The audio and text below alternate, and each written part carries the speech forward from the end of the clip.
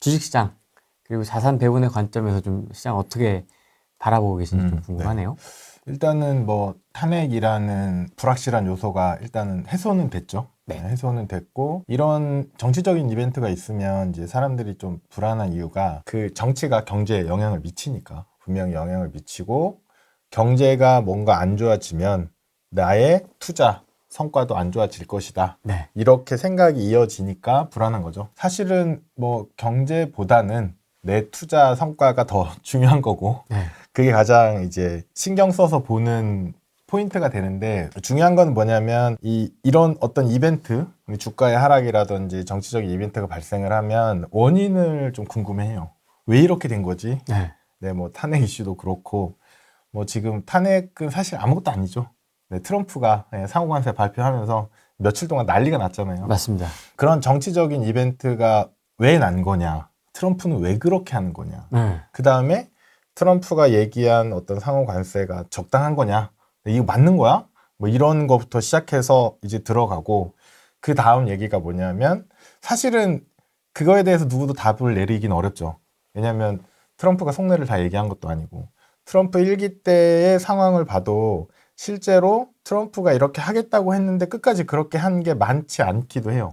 중간에 계속 말을 바꾸기도 하니까 얼마든지 바꿀 수 있는 사람이라는 거 알고 있고 그것 때문에 뭐 왜 그러냐를 이제 따지다가 보통은 왜 그러냐를 따지는 이유가 왜 그런지 알면 그걸 피해갈 수 있지 않을까 혹은 그 정보를 이용할 수 있지 않을까라고 생각을 하는데 주가에 영향을 미치는 요소가 굉장히 많잖아요. 이제 주가라는 건 주가의 움직임이라는 것을 이제 방정식으로 놓고 보면 주가는 뭐 어떤 것들의 영향을 받아요. 누구나 다 알고 있죠. 지금 요즘에 이슈가 되는 건 정치적 이벤트인 거고 그리고 어떤 환율 그리고 금리 네. 그 다음에 뭐 투자 심리 네. 기업 실적 여러 가지 요소들의 주가가 영향을 받거든요. 근데 예를 들어서 기업 실적이 되게 좋아. 그런데 어떤 이유로 인해서 환율이 안 좋아. 그럼 주가는 또 안 좋은 영향을 받을 수도 있겠죠. 네. 그래서 어떤 이 요소들이 주가에 얼마나 영향을 미치냐라는 거를 이제 베타, 소위 말해서 이제 개수라고 할 수 있거든요. 네. 영향을 미치는 정도. 근데 중요한 건 뭐냐면 주가에 미치는 영향을 미치는 요소도 굉장히 많고 수십, 수백 가지가 될 거예요. 그리고 이 하나의 요소가 얼마나 영향을 미치냐 하는 것도 계속 바뀌거든요. 어떤 시기에는 환율이 주가에 긍정적인 역할을 할 때도 있고 네. 또 어떤 시기에는 또 부정적인 역할을 할 때도 있어요. 왜냐하면 저희가 생각하는 것처럼 단순하게 이러면 이럴 것이다, 이러면 이럴 것이다 라고 많이 이제 접하시잖아요. 그렇게 쉽게 얘기해주는 사람이 더 인기가 많고 근데 실제로는 그렇지 않죠. 되게 복잡하게 구성되어 있는 이 복잡계 시스템 안에서 돌아가는 건데 주가를 단순하게 좀 판단하려고 하고 하기 때문에 계속 좀 미스매치, 그 예상하지 못하는 결과들이 계속 나오는 거거든요. 그래서 지금 뭐 우리나라 이슈도 그렇지만 미국 이슈도 마찬가지로 뭐 트럼프가 상호 관세를 발표를 하고 이게 너무 크다 보니까 영향이 굉장히 많이 있는데 중요한 거는 여기서 이제 질문 나오는 건 뭐냐면 아무도 그 원인은 알 수 없다. 알 수 없다. 네. 그리고 보통은 이제 시나리오를 많이 생각하잖아요. 네. 나와서 설명하시는 분들도 자 이건 이렇게 됐으니까 그 다음에 이렇게 될 거고 자 이게 이렇게 됐으니까 이렇게 될 거야. 그러니까 주가는 이럴 거니까 이렇게 투자하면 돼라고 이제 설명을 하는데 실제로 이 많은 시나리오의 단계들 중에 어느 하나만 예측과 달리 움직이면 뒤가 완전히 달라지거든요. 그렇죠. 그래서 이렇게 시나리오 방법으로 접근하는 게 이해는 잘 되는데 실제로는 안 그런 경우가 많다. 이런 걸 좀 주의를 할 필요가 있어요. 그래서 예측이나 전망으로 투자를 하는 게 굉장히 어려운 게임이 되는 거죠. 그렇게 하게 되면. 그리고 이제 많이 질문하시는 것들 중에 하나가 미국 주식에 많이 투자를 하고 있잖아요. 그런 분들이 가지고 있는 마인드가 뭐냐면 미국 주식은 계속 좋았잖아. 굳건한 믿음. 믿음. 그리고 앞으로 당연히 좋겠지. 네. 미국보다 더 기술력 있는 나라가 어딨어. 전 세계의 핵심 엔지니어들은 다 미국으로 모이고 지금 AI 관련해서도 전부 다 미국 회사들이 다 이제 잡아먹고 있잖아요. 네. 물론 뭐 중국이나 뭐 이쪽에서 조금씩 나오곤 있지만 여전히 메인은 미국이니까 네. 미국에 문제가 없어라고 생각을 하는데 여기서도 몇 가지 함정들이 있는데 기술이 좋은 거랑 주가가 계속 올라가는 거는 상관이 없는 거죠. 기술이 좋으면 수익이 좋지 않을까요? 그쵸. 그렇게 생각하는 게 편한데 실제 팩트를 까보면 다르다는 거죠. 왜냐하면 주가에 영향을 미치는 게 기술력만 있는 건 아니라는 아까 말씀드렸던 그것 때문인데 아주 단순하게 보면 이제 20년 전으로 올라가 보면 이제 1990년대 말에 IT 붐이 전 세계적으로 일어났잖아요. 거기서도 미국이 압도적으로 이제 독주를 했거든요. 네. 전 세계 1등이죠, 당연히. 그러면서 인터넷이 이제 폭발하면서 이제 많은 인터넷 기업들이 나오고 그때도 미국의 기업들이 가장 독보적이었어요, 기술력은. 근데 그 기술력은 동일했지만 결국 주가는 2000년에 IT 버블 꼭지를 빡 찍고 S&P 500 반토막 났고 나스닥은 7, 80% 하락했죠. 그러면 이제 미국의 기술력이 없어진 거냐? 전혀 아니죠. 네. 기술력은 여전히 좋아요. 그리고 그 버블이 폭락하고 이제 S&P 500이나 나스닥이 이제 전고점으로 회복하는 데까지 짧게는 7년, 길게는 14년 걸렸거든요. 짧게가 7년입니까? 네, S&P 500 기준으로 대형주 기준으로 7년, 8년 걸렸고 나스닥은 이제 더 많이 빠졌으니까 회복하는 더 오래 걸려서 10년 넘게 걸렸거든요. 그럼 그 사이에 미국의 기술이 안 좋았냐? 아니죠. 계속 좋았죠. 그 시기에 탄생한 기업들이 뭐 애플, 구글 이런 회사들이잖아요. 아마존. 네, 그래서 지금 전 세계 탑을 찍고 있는 회사들인 거고. 근데 기술력이 좋다고 해도 주가가 계속 우상하는 건 아니라는 거죠. 기술력 말고 다른 요소들이 또 영향을 미치기 때문에 그 중에 하나가 이제 얼마나 유동성이 많이 풀렸냐 이런 것도 이슈거든요. 실제로 1990년대 말에는 유동성이 굉장히 좋았고 그 유동성이 증시로 많이 흘러 들어갔고 그리고 신기술에 대한 어떤 환상 내 꿈, 희망 같은 것들이 시중의 돈을 이제 IT 업계로 계속 퍼부어가지고 버블이 생겼던 거고 지금도 어쩌면 비슷하다라고 평가하는 분들이 많거든요. 저도 뭐 비슷하게 봐요. 예. 지금 AI 관련된 어떤 시장 분위기나 뭐 저조차도 GPT부터 시작해서 다 사용하잖아요. 네. 이게 90년대 말에 인터넷을 쓸 때 그런 느낌과 되게 비슷해요. 세상이 완전히 변하고 있다고 생각이 들고 네. 앞으로 뭐 5년, 10년 후면 뭐 완벽한 뭐 AGI 인공지능이 나오기는 어렵겠지만 인터넷을 누구나 쓰듯이 90년대까지만 해도 없었거든요. 그때 이제 제가 90년대 말에 이제 군대 갔다 와서 네. 대학교 복학해서 이제 컴퓨터공학과니까 인터넷을 쓰는데 그게 굉장히 신기한 세상이었어요.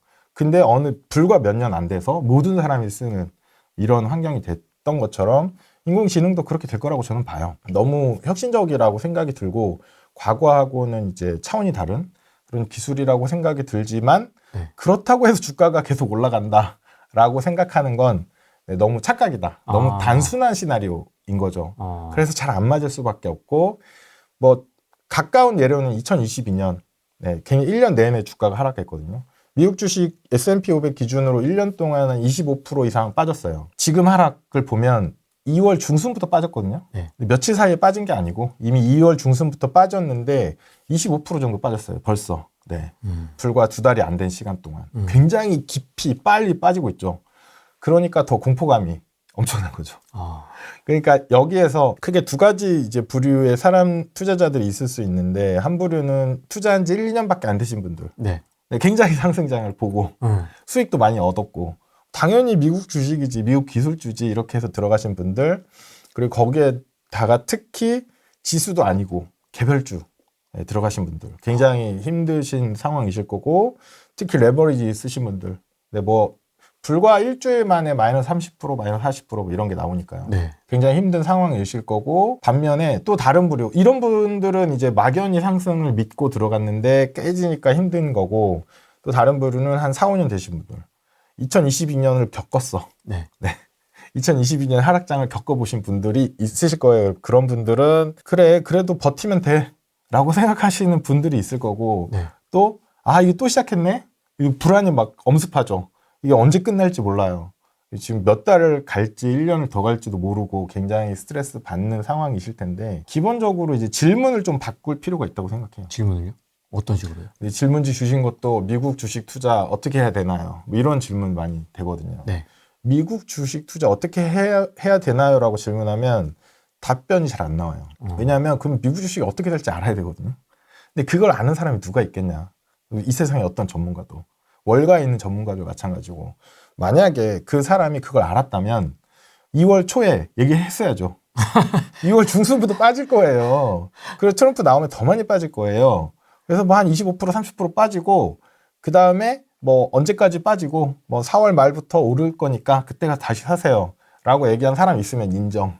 있을 수 있습니다. 그런 분이 있을 수 있어요. 그러면서 그런 분이 다시 나오겠죠. 내가 말했지 않냐 빠질 거라고. 시점까지 정확히 맞히지 않았냐. 혹시 그런 사람 혹시 만나게 되면 그 사람이 과거에 했던 전망을 찾아보시면 좋아요. 예를 들어서 어떤 이코노미스트라든지 뭐 유튜버도 좋고 뭐 미국의 뭐 저널리스트도 좋고 이 사람이 이걸 맞췄대. 와, 이 사람 진짜 똑똑한가 보다. 이 사람이 이렇게 말하는 거예요. 지금은 뭐 이렇게 했다가 이렇게 하세요.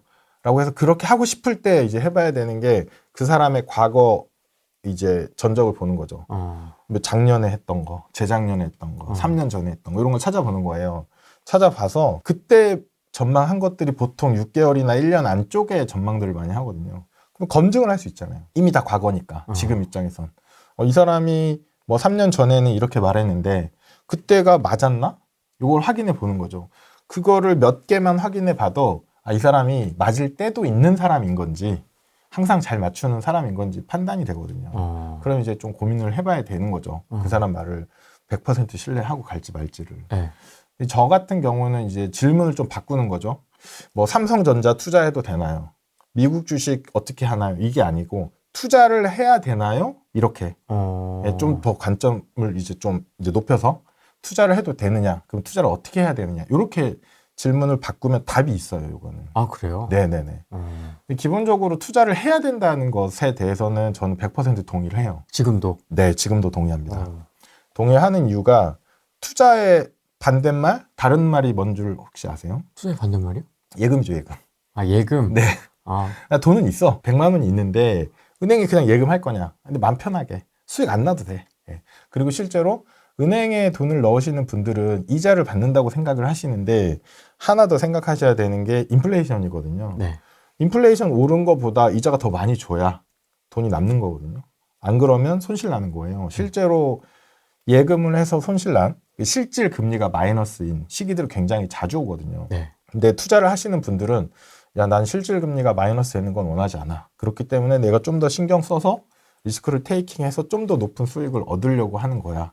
라는 관점에서 전 100% 동의합니다. 그래서 투자를 해야 되는데 투자를 어떻게 해야 되느냐에 이제 문제가 있는 거죠. 네. 그럼 이제 다시 질문 돌아와서 미국 주식 해야 말아. 이런 거죠. 네. 그러니까 투자를 하는데 투자라는 것은 이제 인플레이션보다 혹은 예금보다 더 높은 수익을 얻으려는 이제 행위인데 네. 그때 그럼 어떻게 해야 돼? 라는 건데 일단 기본적으로 투자를 잘 하려면 투자에 대한 철학이 있어야 되고 그 철학을 어떻게 실제로 돌릴 것인가에 대한 투자 전략도 세팅이 돼 있어야 되고 그리고 잘 실천할 수 있어야 돼요. 근데 내가 만약에 어떤 뭐 수업을 듣거나 책을 봐서 기가 막힌 투자 전략을 하나 알았다고 치고 근데 문제는 이게 차트를 보면서 계속 해야 돼. 근데 난 직장인이야. 네. 그럼 실천이 안 되죠. 네. 그럼 이건 버려야 돼요. 패스. 네. 내가 할 수 없는 전략. 그리고 예를 들어서 또 다른 전략. 뭐 일본에 있는 어느 동네에 상가가 진짜 싸게 나왔대. 나 이제 이거 하면 돈 벌 것 같아. 근데 나는 일본에 가본 적도 없고 왔다 갔다 하고 싶은 생각도 별로 없고 해외 부동산까지 할 정도의 뭐 금융 지식도 없어. 네. 이것도 패스죠. 내가 실천할 수 없는 거죠. 그렇죠. 네. 세 가지가 다 있어야 되는데 보통은 투자를 어떻게 시작하시냐면 투자 철학도 없고 이 투자 철학이라는 거는 이제 쉽게 말하면 시장을 바라보는 일관된 관점이라고 많이 표현해요. 제가 한 말은 아니고 뉴욕대 이제 다모다란 교수라는 석학이 이제 말씀하신 건데 굉장히 좋은 내용이어서 제가 갖다 쓰고 있는데 네. 시장을 바라보는 관점이 일관되면 작년에 내가 시장을 보는 거나 지금 내가 시장을 보는 거야. 전 아무 문제가 없어요. 시장을 바라보는 제 관점은 동일하거든요. 작년에 시장이 올랐으니까 좋았으니까 그렇다고 말할 수도 있지. 근데 지금 시장이 빠졌잖아. 저는 시장이 빠지는 것도 시장의 특성이거든요. 그러면 시장을 바라보는 일관된 관점을 좀 더 디테일하게 나누면 시장의 움직임을 이해해야 돼요. 시장의 움직임을 이해한다는 게 내일 어떻게 될지 다음 달에 어떻게 될지를 예측하는 게 아니라 시장 자체를 이해를 하는데 기본적으로 주식시장은 상승과 하락을 반복한다. 누구나 동의하는 명제잖아요. 네. 그리고 그 상승과 하락이 때로는 굉장히 큰 버블과 깊은 폭락으로 나타난다. 이것도 받아들여야 돼요. 이 시장을 오래 경험하신 분들은 당연하지라고 얘기를 하시고 그게 아니고 짧게 경험하셨거나 좀 단기로 수익을 얻고 싶었던 분들은 왜 하필 내가 할 때 왜 하필 내가 들어갔는데 내가 진짜 참다 테슬라 다시 산 건데 그렇죠. 뭐 약간 이런 상황이면 왜 하필 내가 할 때 이러냐, 난 3개월만 하려고 했는데, 뭐 예를 들어 이런 거. 네. 그러면 이제 게임이 굉장히 어려워지는 거예요. 그래서 시장의 버블과 폭락은 당연하다. 그럼 지금 빠지는 것도 당연하다. 왜 하필 트럼프가 지금 이런 요소를 해서 주가가 빠지게 만드냐가 아니라, 트럼프가 아닌 그 어떤 사람이 무슨 짓을 했어도 주식이 빠질 때가 있다는 거죠. 누구도 인위적으로 강제로 시장을 올리거나 강제로 내리기가 그렇게 쉽진 않고 트럼프만의 역할은 아니라고 생각해요. 그래서 여러 가지 영향이 있는 거기 때문에 그렇게 좀 보셔야 되고, 또 하나가 뭐냐면 투자 철학에서 네.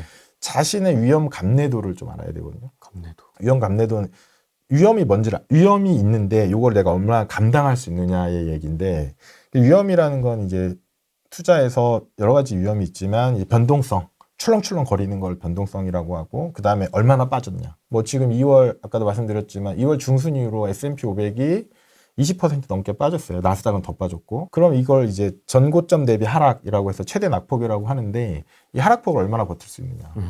예를 들어서 100만 원 투자했는데 20% 빠지면 20만 원, 뭐 다음 달에 생각을 좀 적게 쓰면 되는 돈이에요.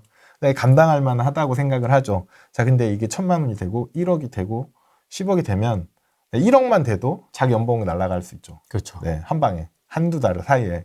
근데 그걸 내가 감당할 수 있느냐, 심리적으로. 요런 게 중요한 포인트거든요. 이런 게 먼저 고민을 하고 세팅이 돼야 돼요. 제가 보통 말씀을 드리는 거는 시장의 변동을 이해를 하고 받아들이라는 거죠. 맞추려고 하지 말고. 아무리 유명한 전문가도 그거 못 맞춰요. 어쩌다 한 번씩 맞추는 거지. 그러면 맞춘다고 할 수 없잖아요. 그리고 맞추는 사람이 있으면 그 사람 계좌를 봐야 돼요. 이거 진짜로 그렇게 믿고 사람들한테 얘기했으면 자기가 했어야죠. 자기는 안 하고 이럴 거야, 너네 해봐, 해든지 말든지, 뭐 그냥 자기 유명세만을 위해서 이렇게 하는 사람도 있으니까 주의해서 봐야 되고, 설사 그 사람이 맞다고 쳐도 나의 위험 감내도와 맞지 않으면 안 해야 돼요. 네, 이건 나랑 안 맞는 거거든요. 뭐 직업도 마찬가지죠. 아무리 좋은 직업이 있어도 내가 맞지 않으면 할 수 없는 것처럼 이 투자도 마찬가지인데, 그래서 이제 시장의 변동성을 받아들이면, 그리고 주식시장의 장기 우상향도 이제 저 같은 경우는 받아들이거든요. 주식시장은 자본시장의 어떤 특성 때문에 장기적으로 우상향한다라는 명제에 전 동의를 해요. 그리고 더불어 주식시장은 변동한다. 그리고 버블과 폭락이 반복한다. 요걸 받아들이면 그 다음 단계가 뭐냐면, 근데 나는 내 위험 감내도는 MDD 50% 나는 못 참아.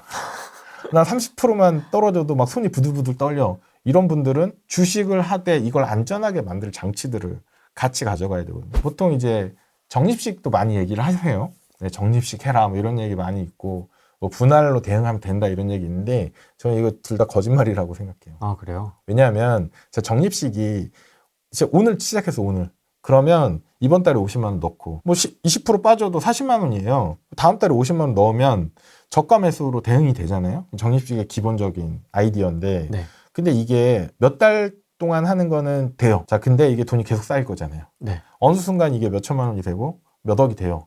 그럼 그 다음 달 50만 원 넣는 게 아무 의미가 없죠. 의미가 없죠. 안 움직여요.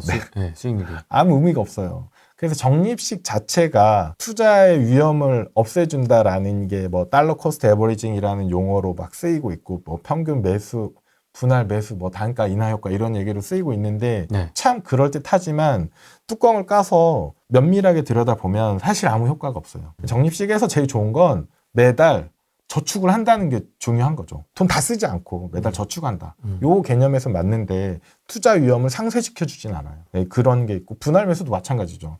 내가 지금 뭐 1000만 원 있어, 갑자기 회사에서 보너스를 줘가지고 1000만 원이 있는데 이거 지금 한 번에 들어갑니까? 아니면 100만 원씩 나눠서 10번에 들어갑니까? 라고 이제 질문들을 하시는데, 이것도 마찬가지인 게 100만 원씩 나눠서 들어가라고 하잖아요. 전부 다 그렇게 얘기해요. 네. 분할로 접근해라, 뭐 분할 매수해라. 근데 100만 원씩 나눠서 들어가는데 내가 산 어떤 종목 혹은 어떤 전략이 이렇게 빠졌다가 올라가는 거면 분할 매수가 맞죠. 계속 싸게 살 수 있으니까. 근데 만약에 이렇게 올라가는 거면 계속 비싸게 사게 되는 거예요. 근데 시장의 움직임은 예측할 수가 없다고 했잖아요. 이렇게 갈 수도 있고 이렇게 갈 수도 있어요. 그럼 확률이 반반이라고 봐야 되거든요. 이 끝이 여기든 여기든 여기든. 네. 그 분할 매수가 더 낫다는 증거가 없어요. 반반이에요. 반반 나와요. 거치식으로 들어가는 게 더 나을 수도 있고, 분할이 나올 수도 있고, 반반 나오기 때문에 분할 매수라는 말은 마음의 위로를 주죠. 아, 그 흔히 저희가 알고 있는 상식과는 좀 다르네요. 네네네. 사실은. 네. 이거는 뭐 너무나도 명확 그 산수예요, 산수. 산수로 계산하면 다 나오거든요. 그래서 이제 저는 몇 년 전부터 책에 계속 이 얘기를 쓰고 있는데, 근데 이제 듣기는 좋잖아요. 분할로 하시면 돼요. 네, 이렇게 안심하게 해주는 이런 말이죠, 말. 그냥 말. 근데 실제로 계산해보면 안 그렇다. 그러면 어떻게 위험을 피하냐? 어떻게 위험을 피하냐? 제가 이제 투자 공부를 한 20년 넘게 투자도 해보고 공부도 하고 뭐 이렇게 하고 있는데, 제가 찾은 가장 좋은 방법은 이제 포트폴리오 투자인데, 포트폴리오라는 것은 이제 어떤 묶음이죠, 묶음. 여기에 주식만 넣으면 주식의 변동성, 주식의 위험이 고스란히 나한테 오는 거잖아요. 근데 이 포트폴리오 안에 다른 것들을 넣는 거예요. 분산 투자를 하는데 뭐 삼성전자, 하이닉스 이렇게 넣으면 분산이 안 되죠. 반도체 시장의 움직임에 따라서 같이 움직이니까 이건 분산이 아니에요. 나눠 놨긴 했는데, 그래서 이런 제가 말씀드린 포트폴리오 투자법에서는 이제 자산 배분이라는 말을 쓰거든요.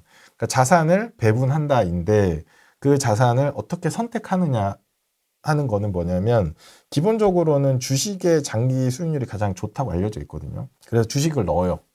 주식을 넣었는데 주식은 변동성이 너무 커. 막 빠지면 막 반토막도 난대. 그 이미 역사적으로 다 증명이 된 사실이잖아요. 지금도 역사의 한가운데에 서 있는 거고. 근데 주식만 넣으면 이걸 고스란히 감내를 해야 돼요. 그래서 난 이걸 감내하기 너무 불편해, 싫어 라고 하시면 주식과 다르게 움직이는 자산을 같이 가져가는 거죠. 이게 대표적으로 국채가 있어요.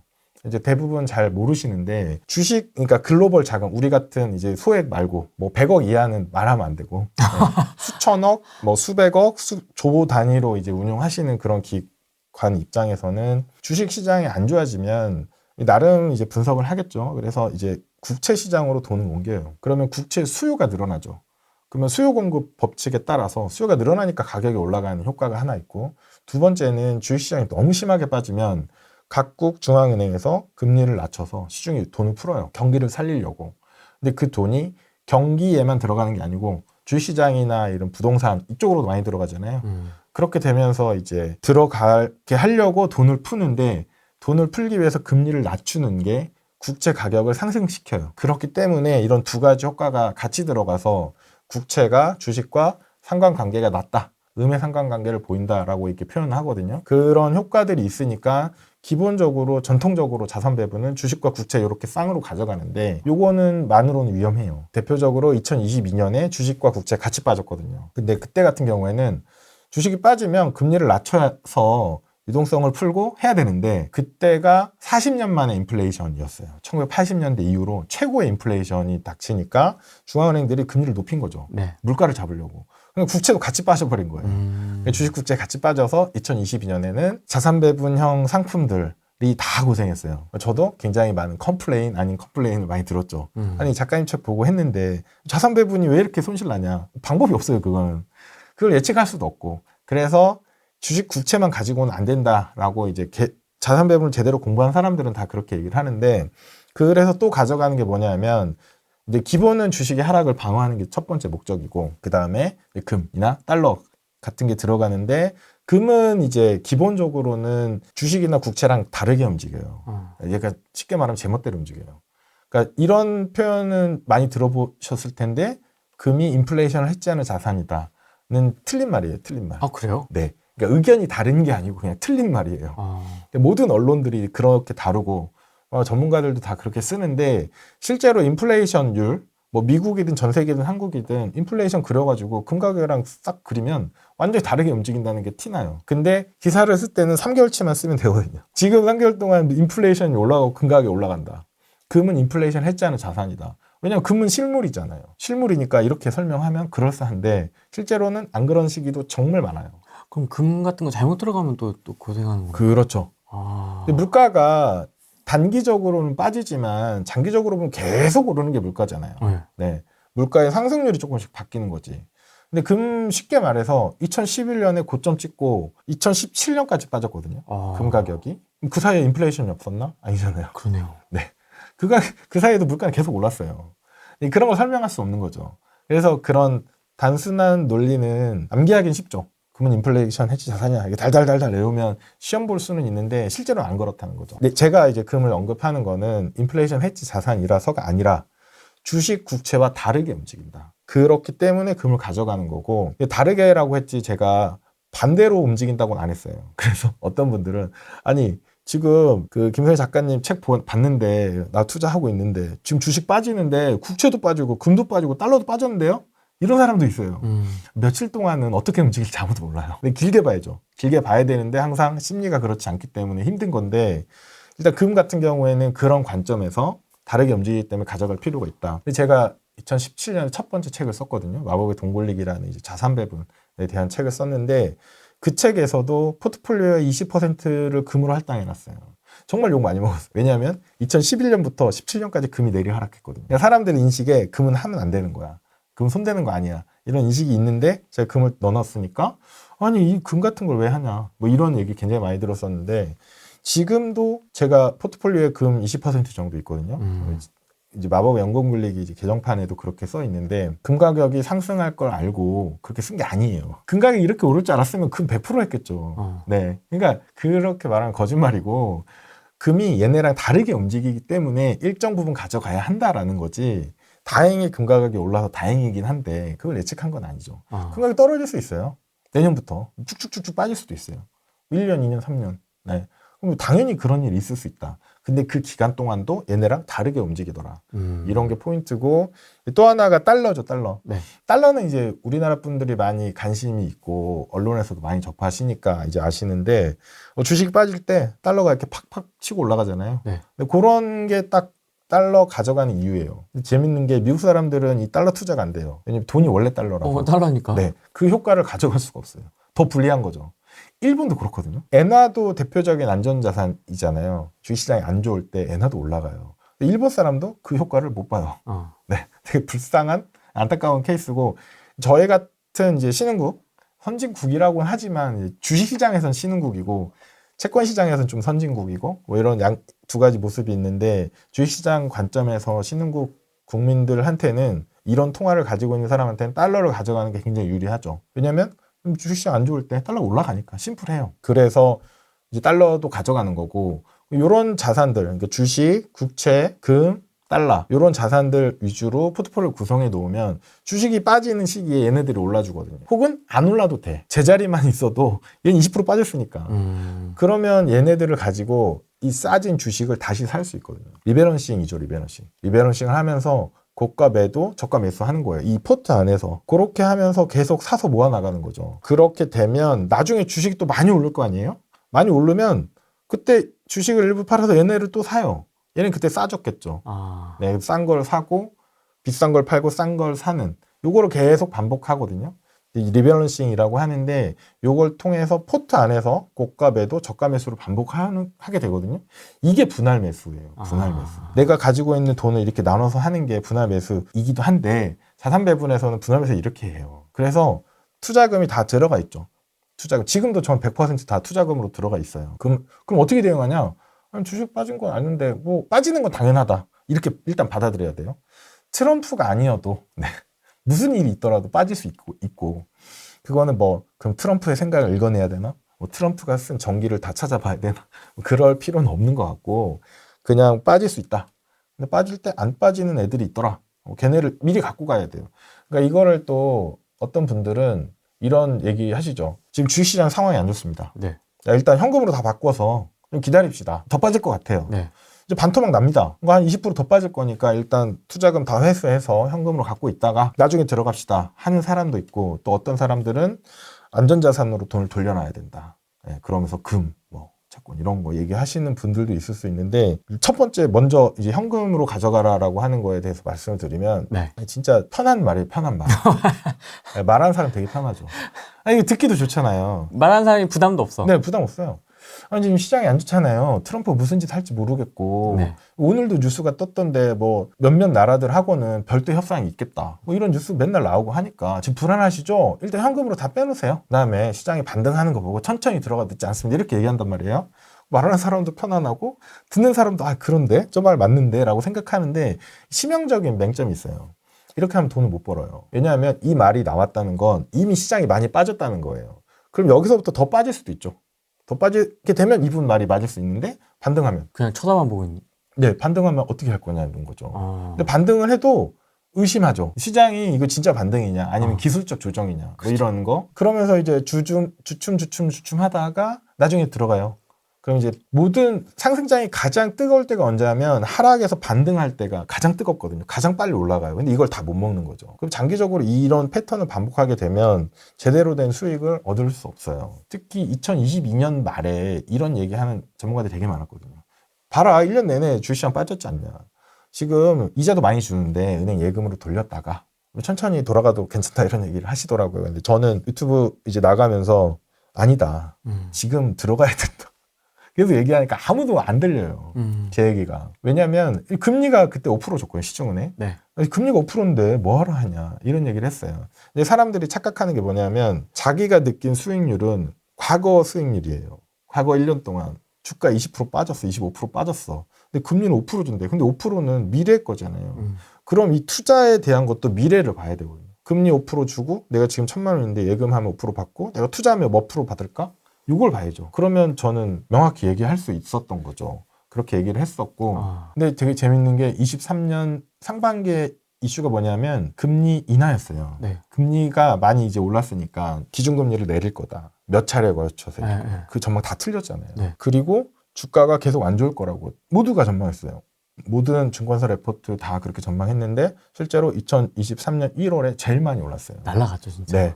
쭉쭉쭉 올라가다가 사람들이 하다가 이제 들어가야겠다 하고 들어간 게 뭐 여름, 네, 봄 늦게 아니면 여름 정도 들어갔는데 가을에 또 빠졌죠. 네. 네, 그러니까 이게 계속 반복되고 그러면 이제 사람이 어떻게 되냐 나만 들어가면 빠지고 내가 나오면 또 오르고 막 이렇게 되는데 그걸 이제 시장에 들어갔다 나왔다 플레이하는 거 진짜 어렵다는 거죠. 그렇게 하지 말자는 게 저의 어떤 투자 철학이고 네. 그냥 계속 들어가 있으면 되는 거예요. 계속 들어가 있으면서 낙폭을 줄여줄 수 있는 대안 자산들을 같이 가지고 가면 된다. 물론 이렇게 자산 배분하는 걸 또 싫어하시는 분들이 아니 얘가 쭉쭉쭉 올라갈 때 얘는 안 올라가니까 보기 싫은 거예요. 그렇죠. 네, 그런 심리가 있어요. 근데 그 타이밍을 찾아낼 수 있는 사람들은 그렇게 하시면 되고 제가 보기에 개인 투자자의 99%는 못해요. 전문가도 못하거든요. 전문가라고 하거나 그 업을 하고 있는 사람들도 그게 어렵기 때문에 이제 최소한 개인 투자자들은 자산을 좀 분산해 놔야 된다라고 계속 얘기하는 거고 뭐 재작년은 저의 이런 말이 전혀 귀에 안 들어오셨을 거고 지금은 좀 들어오실 수도 있죠. 그렇죠. 엔, 달러, 네, 금 네, 다 네. 지금 다 갖고 있으니까. 아주 뭐. 네네네.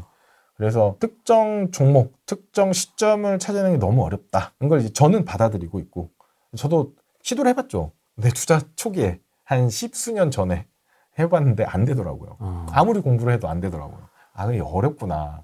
근데 이거 말고 다른 방법도 있지 않을까? 찾다 보니까 이 자산 배분이란 방법을 공부를 했고 자산 배분은 제가 만든 건 전혀 아니고 미국에서 이미 학계에서 1952년에 논문이 나왔고 그 이후로 굉장히 많이 발전해서 연기금들, 대규모 펀드들이 다 자산 배분해요. 실력도 다 검증이 됐어요. 수익률도 검증이 됐고 우리나라 국민연금, 공무원연금 다 자산 배분해요. 근데 우리가 개인 투자자가 그 연기금에 있는 난다긴다 하는 사람보다 잘할 수는 없잖아요. 네. 라고 전 생각해요. 물론 있죠. 일부. 가끔. 네. 극히 일부. 몇십억 버신 분들이 있어요. 네. 몇십억, 몇백억까지도 있어요. 근데 그런 분들 이제 이름을 꼽아보면 손가락 안에 들어와요.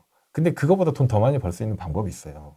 사업이죠, 사업. 사업을 하시는 분들이 돈을 훨씬 많이 벌었죠. 수천억, 수백억 이렇게 버셨잖아요. 그리고 이 건물주님, 옆에 건물주님. 네. 근데 그분들이 돈 더 많이 번 거죠. 사업하셔가지고. 주식으로 막 그렇게 큰 돈을 버는 건 쉽진 않고 확률적으로 굉장히 어렵거든요. 근데 기대 수익률을 좀만 낮추면 누구나 할 수 있다. 뭐 한 5에서 10% 이제 만족하시는 분이 있고, 난 그걸로 만족 못해 하시는 분이 있는데, 그 정도의 기대 수익률이라면 자산 배분으로 충분히 가능하다라고 생각하고 있고, 많은 분들이 하고 계시고, 저도 뭐 지금 6년 넘게 계좌를 이제 매달 오픈하고 있거든요. 근데 그거 보면 저도 당연히 그 정도 하고 있어서 충분히 가능하다고 생각하고 있습니다. 그 안에서만 조정을 하지 않고 현금을 더 넣고 싶진 않으세요? 현금이 예를 들어서 자산 배분에 1억이 있다고 치고 현금이 1억 1,000만 원 있다고 칠게요. 현금 1,000만 원 왜 있냐 이거죠. 현금 1,000만 원 왜 있냐. 비상금. 비상금은 비상의 목적으로 써야 되니까 그럼 계속 가지고 와야 되는 거고. 만약에 네. 비상금 목적이 있다면. 아니 비상금을 왜 여기다 왜 넣어요? 비상금이라고 이제 자산 관리 관점에서 네. 자산 배분 말고 자산 배분은 이제 에셋 엘로케이션이라고 하고 자산 관리는 이제 웰스 매니지먼트라고 더 큰 범위잖아요. 네. 자산 관리 관점에서 비상금은 필요하기도 해요. 보통은 이제 갑자기 부상을 당하거나 그 질병을 입어서 뭐 2, 3개월 정도의 생활비를 비상금 목적으로 가져간다. 이게 재무설계 책을 보면 이렇게 나와 있어요. 근데 보통은 이 정도 자금은 신용카드를 쓰시거나 하기 때문에 그 신용으로도 충분히 가능하고 네, 여러 가지 방법이 있어요. 그래서 저는 굳이 안 필요하다고 생각을 하는데 만약에 그런 목적으로 가지고 있던 돈이 1,000만 원이 있는데 이걸 지금 넣어도 되냐? 넣으면 안 되죠. 비상금이라는 목적이 있었잖아요. 그냥 계속 가져가야죠, 이건. 근데 만약에 그게 아니고 내가 그냥 그 비상금 말고 그냥 1,000만 원이 있어. 생활비 목적 말고. 비상금 외에도. 네. 근데 이게 왜 있냐 이거죠. 왜냐면 저는 이제 뭐 얼마 전에 이제 토스 강연을 갔다 왔는데 네. 10주년 뭐 초대해 주셔가지고 2030 분이 많으시대요. 그래서 거기 가서 그 2030 분들한테 그 얘기를 했어요. 예금 하지 말라고. 예금 왜 하십니까? 아니 이자 주잖아요. 아 이게 이제 얼마 된다고. 그리고 그 이자를 얻기 위해서 뭔가를 했다는 것 자체가 투자거든요.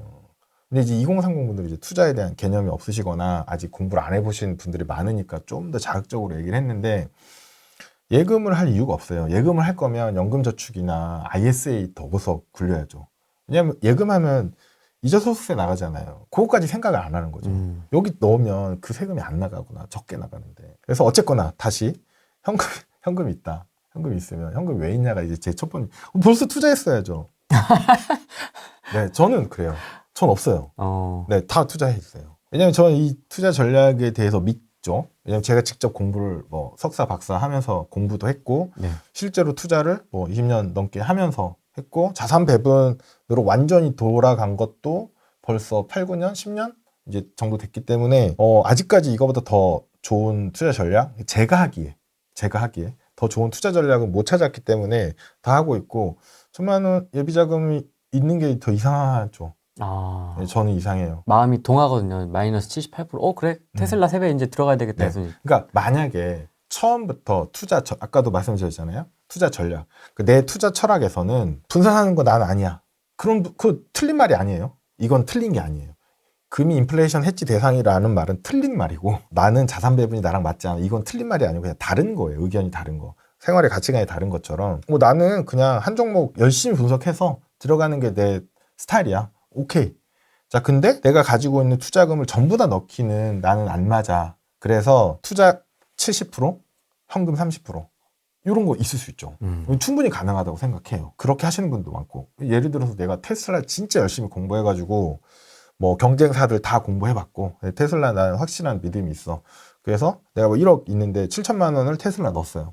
근데 중간에 단기 조정이나 이런 걸 대비하기 위해서 3천만 원은 현금으로 놔뒀어.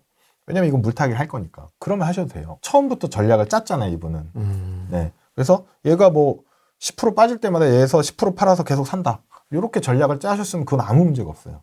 근데 그런 전략이 없이 시작했다. 그럼 이제 계속 머리 아픈 거죠. 그러면 만약에 30%를 현금으로 갖고 있었는데 그럼 여기서 얼마나 더 사야 돼? 언제 사야 돼? 이런 게 계속 고민이잖아요. 전략이 없었기 때문이죠. 만약에 전략을 처음부터 7대 3으로 가져가고 얘가 10% 빠질 때마다 여기서 10%씩 빨아서 계속 넣는다고 하면 7대 3을 계속 유지하면서 저가 매수를 할 수 있거든요. 그리고 반대로 테슬라가 미친 듯이 오른다. 이때도 똑같아요. 똑같아야 돼요. 전략이라면. 계속 오를 때 계속 팔아서 현금을 계속 채워놔야죠. 30% 계속 맞추는. 이렇게 접근하는 건 전 방법이라고 생각해요. 그건 틀렸다고 생각하지 않아요. 그거는 이제 각자가 좀 선택을 하셔야 되는데, 근데 갑자기 지금 빠졌으니까 좀 더 넣을까? 제가 이제 자문 서비스도 하잖아요. 네. 자문사에서 이제 제가 직접 자문 서비스 운영도 하고 있으니까 그런 질문 하세요.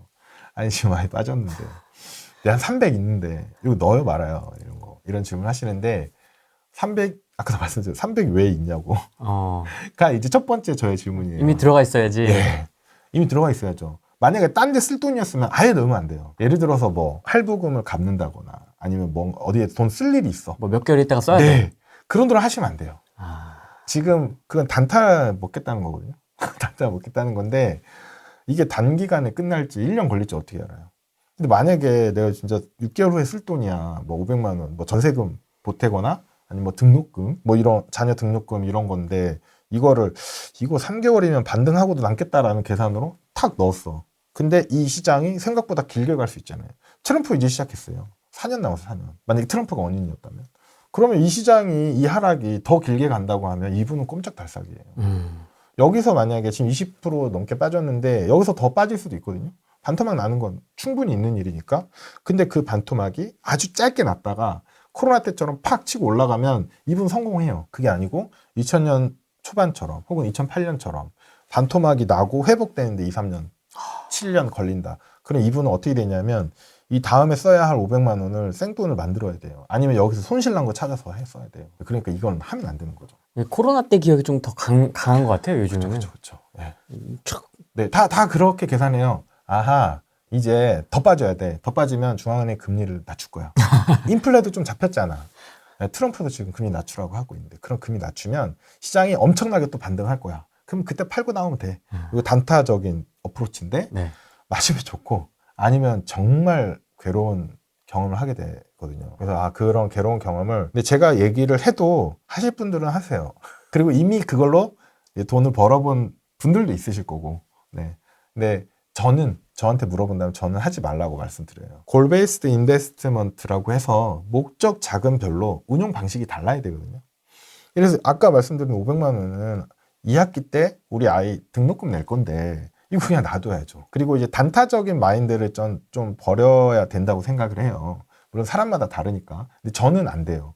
저는 단타가 저한테 맞지 않더라고요. 그 굉장히 길게 봐요. 길게 보고 투자 전략도 길게 가져가고. 단타로 성공할 수 있는 투자 전략을 저도 찾아봤지만 저는 못 찾았어요. 추세 추종. 추세 추종도 있고 역발상 전략도 있고 여러 가지 많죠. 많이 하시죠. 네. 모멘텀도 많이 하시고 상한가 따라잡기니 뭐 네, 많은데 잘하면 돼요. 잘하면. 그래서 그거를 내가 했는데 나랑 너무 잘 맞아. 그거 계속 하시면 돼요. 근데 이제 그런 걸 하실 때 뭐 저한테 뭐 상담 받으러 오시는 분들도 자 개별주가 좀 있다. 이거 연금은 이렇게 하는데 개별주는 어떻게 해야 되냐고 하시면 어차피 제가 팔라고 해도 안 파실 거잖아요. 안 판대요. 네. 그거 하시라고 계속. 다만 이걸 한 지 몇 년 안 됐다. 그거 하시면 아직 시장에 대한 어떤 이해도가 높지 않을 수 있거든요. 네, 그냥 어떤 정보를 통해서 샀는데 그게 수익이 너무 좋으니까 이거 팔고 싶지가 않은 거죠.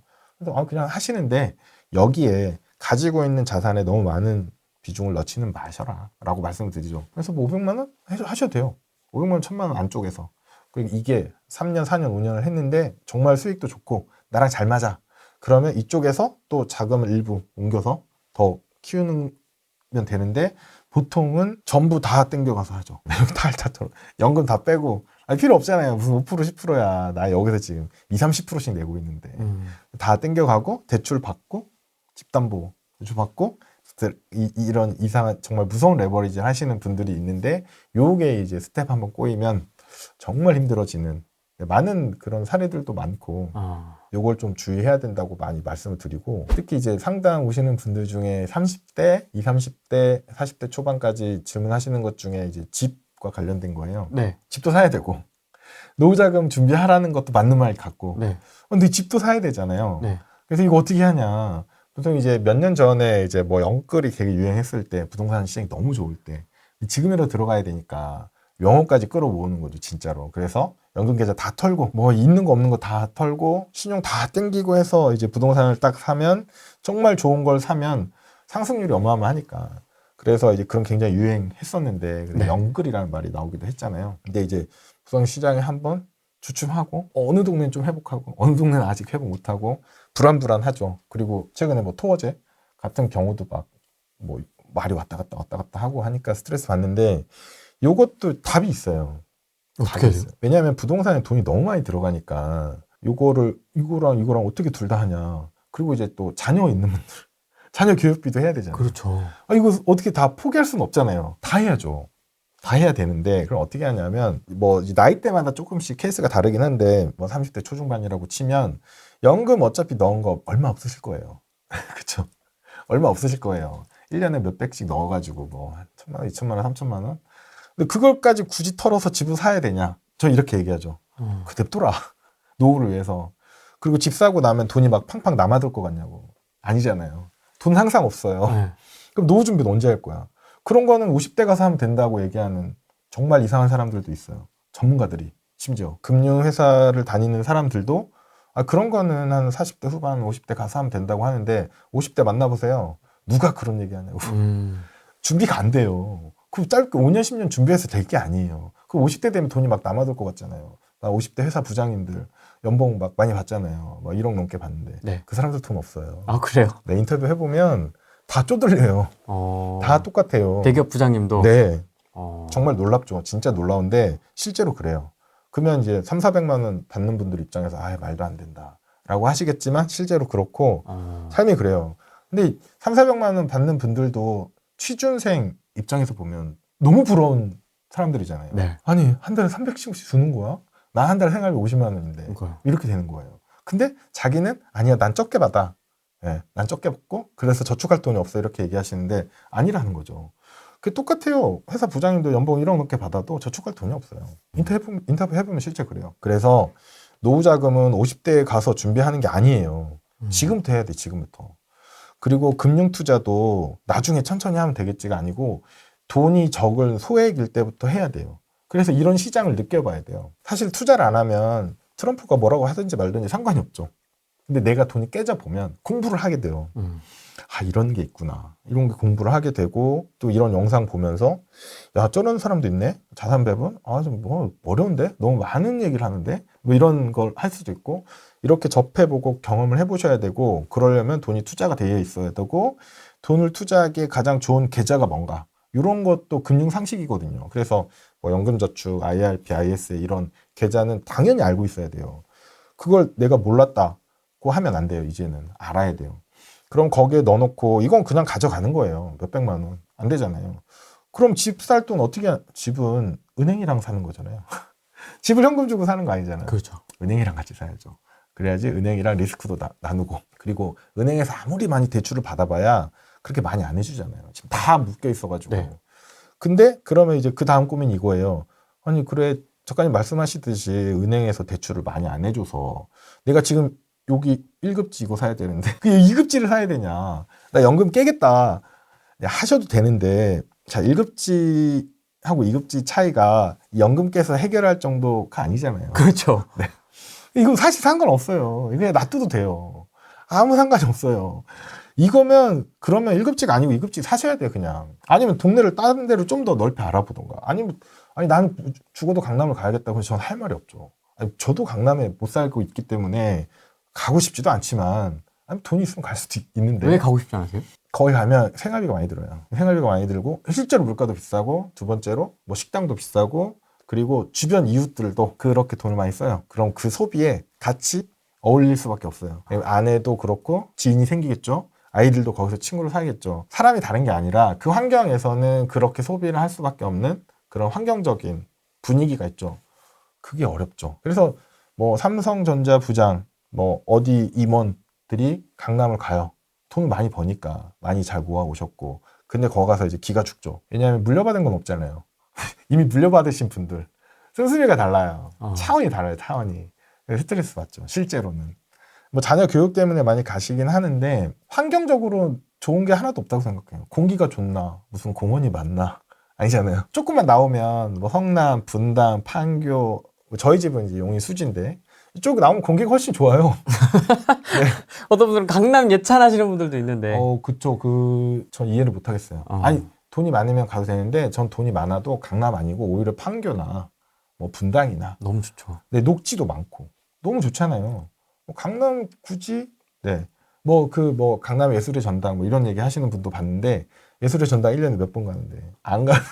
저 서울 와서 한 번도 안 가봤는데요? 그러니까요. 그런 얘기 하시는 분도 있어요. 뭐 문화세설이 어쩌고 저쩌고 하는데 병원도 이쪽이 더 많아요. 각 접근성도 더 편하고 차도 안 막히고 굳이라는 생각을 저는 하고 있고 물론 뭐 능력이 된 다음에 해야지 더 진실성이 있는데 아직 능력은 없고 근데 어차피 능력이 있어도 그다지 생각은 없어요. 차라리 이쪽에서 더 여유롭게 사는 게 낫지 않나라는 생각이 들고 어쨌거나 이제 다시 얘기 돌아보면 집을 살 때 연금이랑 이거 다 끌어와서 사는 거 아니다. 연금에 막 10억씩 있는 거 아니잖아요. 뭐 기껏해야 몇백, 몇천밖에 없으신데 그것까지 털어서 살 이유는 없다고 생각을 하고 그리고 이게 완전 몰빵 투자랑 똑같거든요. 부동산 연끌은. 이게 잘 되면 좋은데 잘 안 되면 그냥 뭐 어떻게 할 거예요. 그리고 재밌는 게 이게 잘 돼도 좀 위험한 게 있어요. 반포를 만약에 들어갔다고 치고 네. 일찍 들어갔어. 그러면 엄청 올랐잖아요. 몇십억을 벌었어. 문제는 뭐냐면 어떻게 나와요. 여기서 못 나와요. 반포에서. 거기서 10년 살았어. 거기 친구, 친지, 뭐 아이들 친구 다 있어. 못 나와요. 그럼 그 돈이 무슨 의미가 있어요? 내가 못 쓰는데. 그냥 깔고 앉아 있는 거죠. 네, 깔고 앉아 있는 거죠. 내가 못 써요. 그 주택연금도 안 돼요. 너무 비싸서. 집값이. 내 생활, 내 어떤 은퇴 준비에 큰 도움이 안 될 수도 있어요. 지금 제일 좋은 케이스를 말씀드린 거예요. 집값 떨어진 건 다 연이 안 좋고 이 케이스에서 만약에 반포 집 팔고 분당만 나와도 괜찮아요. 그 집 팔아서 거의 반값이거든요. 똑같은 평수. 반값으로 가서 더 좋게 살 수 있는데 이사 못 가요. 서울에서 나가는 거 너무 싫잖아요. 거의 서울에서만 네. 살고 자라신 분들은 이렇게 경기도로만 가도 죽는 줄 압니다. 네, 무슨 큰일 나는 줄 아시기 때문에 저는 그게 되게 놀랍더라고요. 저는 대전 출신인데 서울 태생 친구들 만나면은 어디 경기도만 가면 막 죽는 줄 알아요. 네. 그래서 서울에서 강남에서 특히 남쪽으로 내려오기 시작하면 성남 있고 판교, 분당 더 내려오면 이제 수지거든요. 저희는 용인이에요 또. 그래서 서울 애들이 되게 스트레스 받아요. 난 여기 이상은 못 내려간다 뭐 이런. 네. 그 밑에 또 광교 신도시 생겨서 거기 되게 잘 돼 있거든요. 광주 좋은데. 네. 근데 서울 분들은 못 나가지 못한다고 하는데 그 환경적인 어떤 것들이 있어서 은퇴하면 시골 가야지 못 갑니다. 자기 살던 곳에 계속 사는 경향이 가장 많고 근데 소수의 분들이 뭐 전원주택 뭐 이런 거 해서 시골 가는데 다 돌아와요. 안 살봤잖아요. 그 농사 짓겠다고 하는데 농사 지어보면 알죠. 허리 끊어지거든요. 네. 그 농사 지은 걸로 먹고 산다? 이건 진짜 힘들어요. 근데 이제 안 해보면 이제 뭐 해보고 싶긴 한데 주말 농장 하시면 돼요. 주말 농장 한 5년 몇백 평 해가지고 해보면 아 이게 얼마나 힘든지. 다들 절레절레 하시던데요? 네. 그래서 그런 걸 먼저 해봐야 돼요. 그래야지 이제 나중에 좀 판단을 할 수 있는데 덜컥 서울에 있는 집 팔고 뭐 경기도에 있는 집 팔고 시골 가는 거는 되게 위험할 수 있죠. 실제 살던 곳에서 계속 살 확률이 높기 때문에 그런 것에 대한 리스크 제일 중요한 생활비 있잖아요. 제일 중요한 게 생활비, 자산이 크기가 아니고 매달 얼마씩 만들어낼 수 있느냐가 제일 중요한 거지. 그래서 건물주를 좋아하는 이유가 월세를 따박따박 받을 수 있다라는 어떤 과거의 그런 내용이 있잖아요. 착각이죠. 왜냐면 월세가 생각보다 따박따박 안 들어올 수 있어요. 공실에 한번 나면 맞습니다. 장난 아니죠. 그래서 은퇴자금 뭐 3억, 4억 있는 걸로 상가를 덜컥 하나 샀는데 공실이 나. 그러면 매달 이자랑 뭐랑 해서 몇십만씩 나가는데 안 들어와요. 그래서 또 가격을 낮춰서 낼 수도 없어요. 그런 문제를 갖고 있는 분들이 진짜 많아요. 공부를 안 하고 덜컥 사는 거예요. 그거 하나. 근데 몰빵은 절대 안 되거든요. 근데 몰빵한 거예요. 은퇴 자금을 한 군데에 다 몰빵한 거예요. 잘 알지도 못하면서. 분산해야죠, 분산. 그러니까 100억 정도 있으면 해도 돼요. 아파트 뭐 지역별로. 그 상가도 좀 사고. 뭐 이렇게 해서 분산하면 좀 나쁘다고 생각하진 않아요. 부동산 투자의 기대 수익률이 저의 자산 배분 투자의 기대 수익률보다 낮아요. 제가 보기엔. 아, 네. 아파트인데도요? 아파트인데도. 그러니까 길게 봐야죠, 길게. 짧게 보면 뭐 100% 오른 갭 투자 너무 많잖아요. 네. 짧게 보면 그렇고 길게 봤을 때 서울 아파트, 강남 아파트 수익률 30년 길게 보면 5% 6% 네, 그 정도 되잖아요. 물론 이제 갭 투자 했으니까 레버리지. 네, 레버리지 꼈으니까 그만큼 올라가죠. 인정합니다. 네, 그 인정해요. 근데 이것도 길게 봤을 때 이제 전세 레버리지를 썼다고 했을 때는 괜찮죠. 네, 괜찮은 거 인정합니다. 그러면 10%? 네, 10% 정도? 네, 근데 이게 굉장히 길게 봤을 때고, 잘못 들어가면 엄청 힘들고, 네, 역전세 나고 이러면 굉장히 힘들고, 10% 좋은 것 같아요. 10% 정도면. 근데 저 주식이나 자산 배분하는 사람들도 레버리지 쓸 수 있어요. 제가 이제 제 뭐 유튜브나 공개 한 6년 넘는 그 연금 계좌들 수익률이 10%가 조금 넘거든요. 네. 연. 근데 거기는 레버리지를 안 쓴 거예요. 쓰면 어떻게 되겠어요? 더 올라가겠죠. 그래서 그 이제 판단을 해야 되는 거죠. 그러니까 저는 부동산이 나쁘다고 생각하지 않고 코인도 나쁘다고 생각하지 않아요. 각자 자기한테 잘 맞는 투자 대상을 찾아서 잘 맞는 투자 방법을 연구를 하고 그렇게 해서 하시면 돼요. 나이가 있으신 분들, 은퇴를 앞둔 분들 얘기를 해주셨는데 부동산과 자산 배분을 같이 말씀을 드리면 20, 30대도 어쨌든 내 집 마련을 해야 되지 않겠습니까? 수도권이든 뭐가 됐든 자그마한 내 집 한 칸은 마련을 해야 뭐 결혼을 하든 하지 않겠습니까? 네. 그러면 이거 어떻게 좀 할 수 있을까요? 자산 배분도 해야 되고 네. 노후 준비도 그쵸, 미리 그쵸. 미리 시작해야 되고 네, 맞습니다. 내 집도 하나 해야 될 것 같고. 네, 해야죠. 그 실제로 이제 27살 정도 되시는 여자분, 간호사 분이셨는데 상담에 오셔가지고 와. 얘기했었는데 그분이 비슷한 케이스였어요. 자기 집 마련하고 싶고 그분은 네. 결혼 계획은 없으셨는데 네. 월급이 그렇게 많지는 않았고 근데 자기는 결혼할 생각이 없어서 노후 준비도 자기가 해야 된대요. 근데 부모님한테 받을 거 없다. 그래서 이제 얘기를 했는데 기존에 월세를 살고 있었어요. 그러니까 월세를 사시는 분들이 좀 계산을 해봐야 되는 게 대출 받는 걸 되게 무서워해요. 대출 받으면 이자가 엄청나게 뜯기고 막 이렇게 생각하는데 월세 자체가 집주인한테 이자 내는 거랑 똑같잖아요. 근데 월세율이 제일 비싸잖아요. 아파트 담보대출은 그보다 훨씬 싸잖아요. 항상 이 월세율이 제일 위에 있고 네. 아파트 담보대출이 밑에 있고 전세담보대출이 더 밑에 있어요. 약간 이상한 구조잖아요. 네. 원래는 이게 더 위에 있어야 되는데 어쨌거나 이렇게 움직여요. 근데 이걸 내고 있으면서 이건 부담스러워하는 거예요. 그분 같은 경우에는 이제 어차피 직장은 서울이지만 집은 이제 경기도에 있었고 자기가 살던 곳 근처 위주로 많이 알아보시는데 그래서 신축이어야 되냐고 아니요. 30평대 있어야 되냐 아니요. 그러면 할 수 있어요. 역세권이어야 되냐고 마을버스 한 정거장 걸어서 한 15분까지 20분까지 괜찮지 않냐고. 근데 저 이렇게 유도하죠. 역세권에 신축에 30평대를 들어가려고 하니까 힘든 거지. 네, 그렇잖아요. 왜 꼭 새 아파트여야 돼요. 그리고 그 신축이라는 것들도 이미 벌써 4년, 5년, 7년 지났잖아요. 집이 어려운 게 거주 위험이라는 게 있거든요. 노후 위험을 대비하기 위해서 연금 같은 걸 준비를 하는 거고 거주 위험은 네. 내가 거주할 곳이 없었을 때 월세가 너무 올라가거나 혹은 살 집이 없는 그런 게 거주 리스크인데 거주 리스크를 해지하기 위해서 자가를 하나 준비하는 건 전 100% 동의합니다. 근데 그 자가를 준비할 때 이게 역세권의 30평의 신축이어야 된다는 말에 대해서는 전 동의하지 않아요. 좀 헌 아파트 살아도 돼요. 신축이 많이 올라가거든요. 그러니까 그게 어려운 게 그 질문이 딱 나오잖아요. 이거를 자산으로 볼 것이냐, 투자 자산으로 볼 것이냐, 아니면 거주 목적으로 볼 것이냐. 그 부동산 이게 혼재돼 있어요. 네. 그래서 판단하기 너무 어려워요. 홈과 하우스. 네네. 그래서 이거를 이제 늘 고민하니까 답이 안 나오는데 저는 이제 거주 목적만 말씀을 드려요. 근데 부동산 전문가는 아니어서 어디가 제일 옳을지 정확히 모르겠고 그러니까 부동산도 이제 주식시장의 비슷한 특징은 장기적으로 가격이 올라요. 특히 아파트는. 그리고 서울 경기도권은 대부분 괜찮은 것 같아요. 아주 끝에 말고는. 장기적으로 가격이 올라요. 주식처럼. 단기적으로는 어떻게 될지 몰라요. 부동산도. 그리고 주식보다 더 길어요. 사이클이. 네. 한번 하락하면 뭐 5년, 뭐 7년, 뭐 네. 쭉쭉 가고 오를 때 또 되게 많이 오르기도 하는데 그런 관점에서 보면 투자 대상으로선 저는 그렇게 매력적이진 않아요. 그리고 또 하나가 팔고 싶을 때 못 팔아. 네, 유동성이 좀 떨어지죠. 네. 주식에 비해서는. 그러니까 물론 제가 말씀드리는 주식은 ETF입니다. 중소형주는 유동성 떨어져요. 근데 이제 부동산은 유동성이 더 떨어지죠. 근데 투자 자산으로 생각하면 공부를 많이 하셔야 돼요. 안 된다는 게 아니고 공부를 하셔서 하실 필요가 있다. 근데 거주 목적이라면 그런 조건이 굳이 아니어도 해결할 수 있죠. 근데 거주 목적이라고 해놓고 또 계속 이걸 생각해요. 거의 네. 한 투자 쪽이 네, 네, 치중이 네. 좀 많이 되는 것 맞아요, 같긴 맞아요. 해요. 네, 그래서 거주도 해결하고 투자도 해결한다.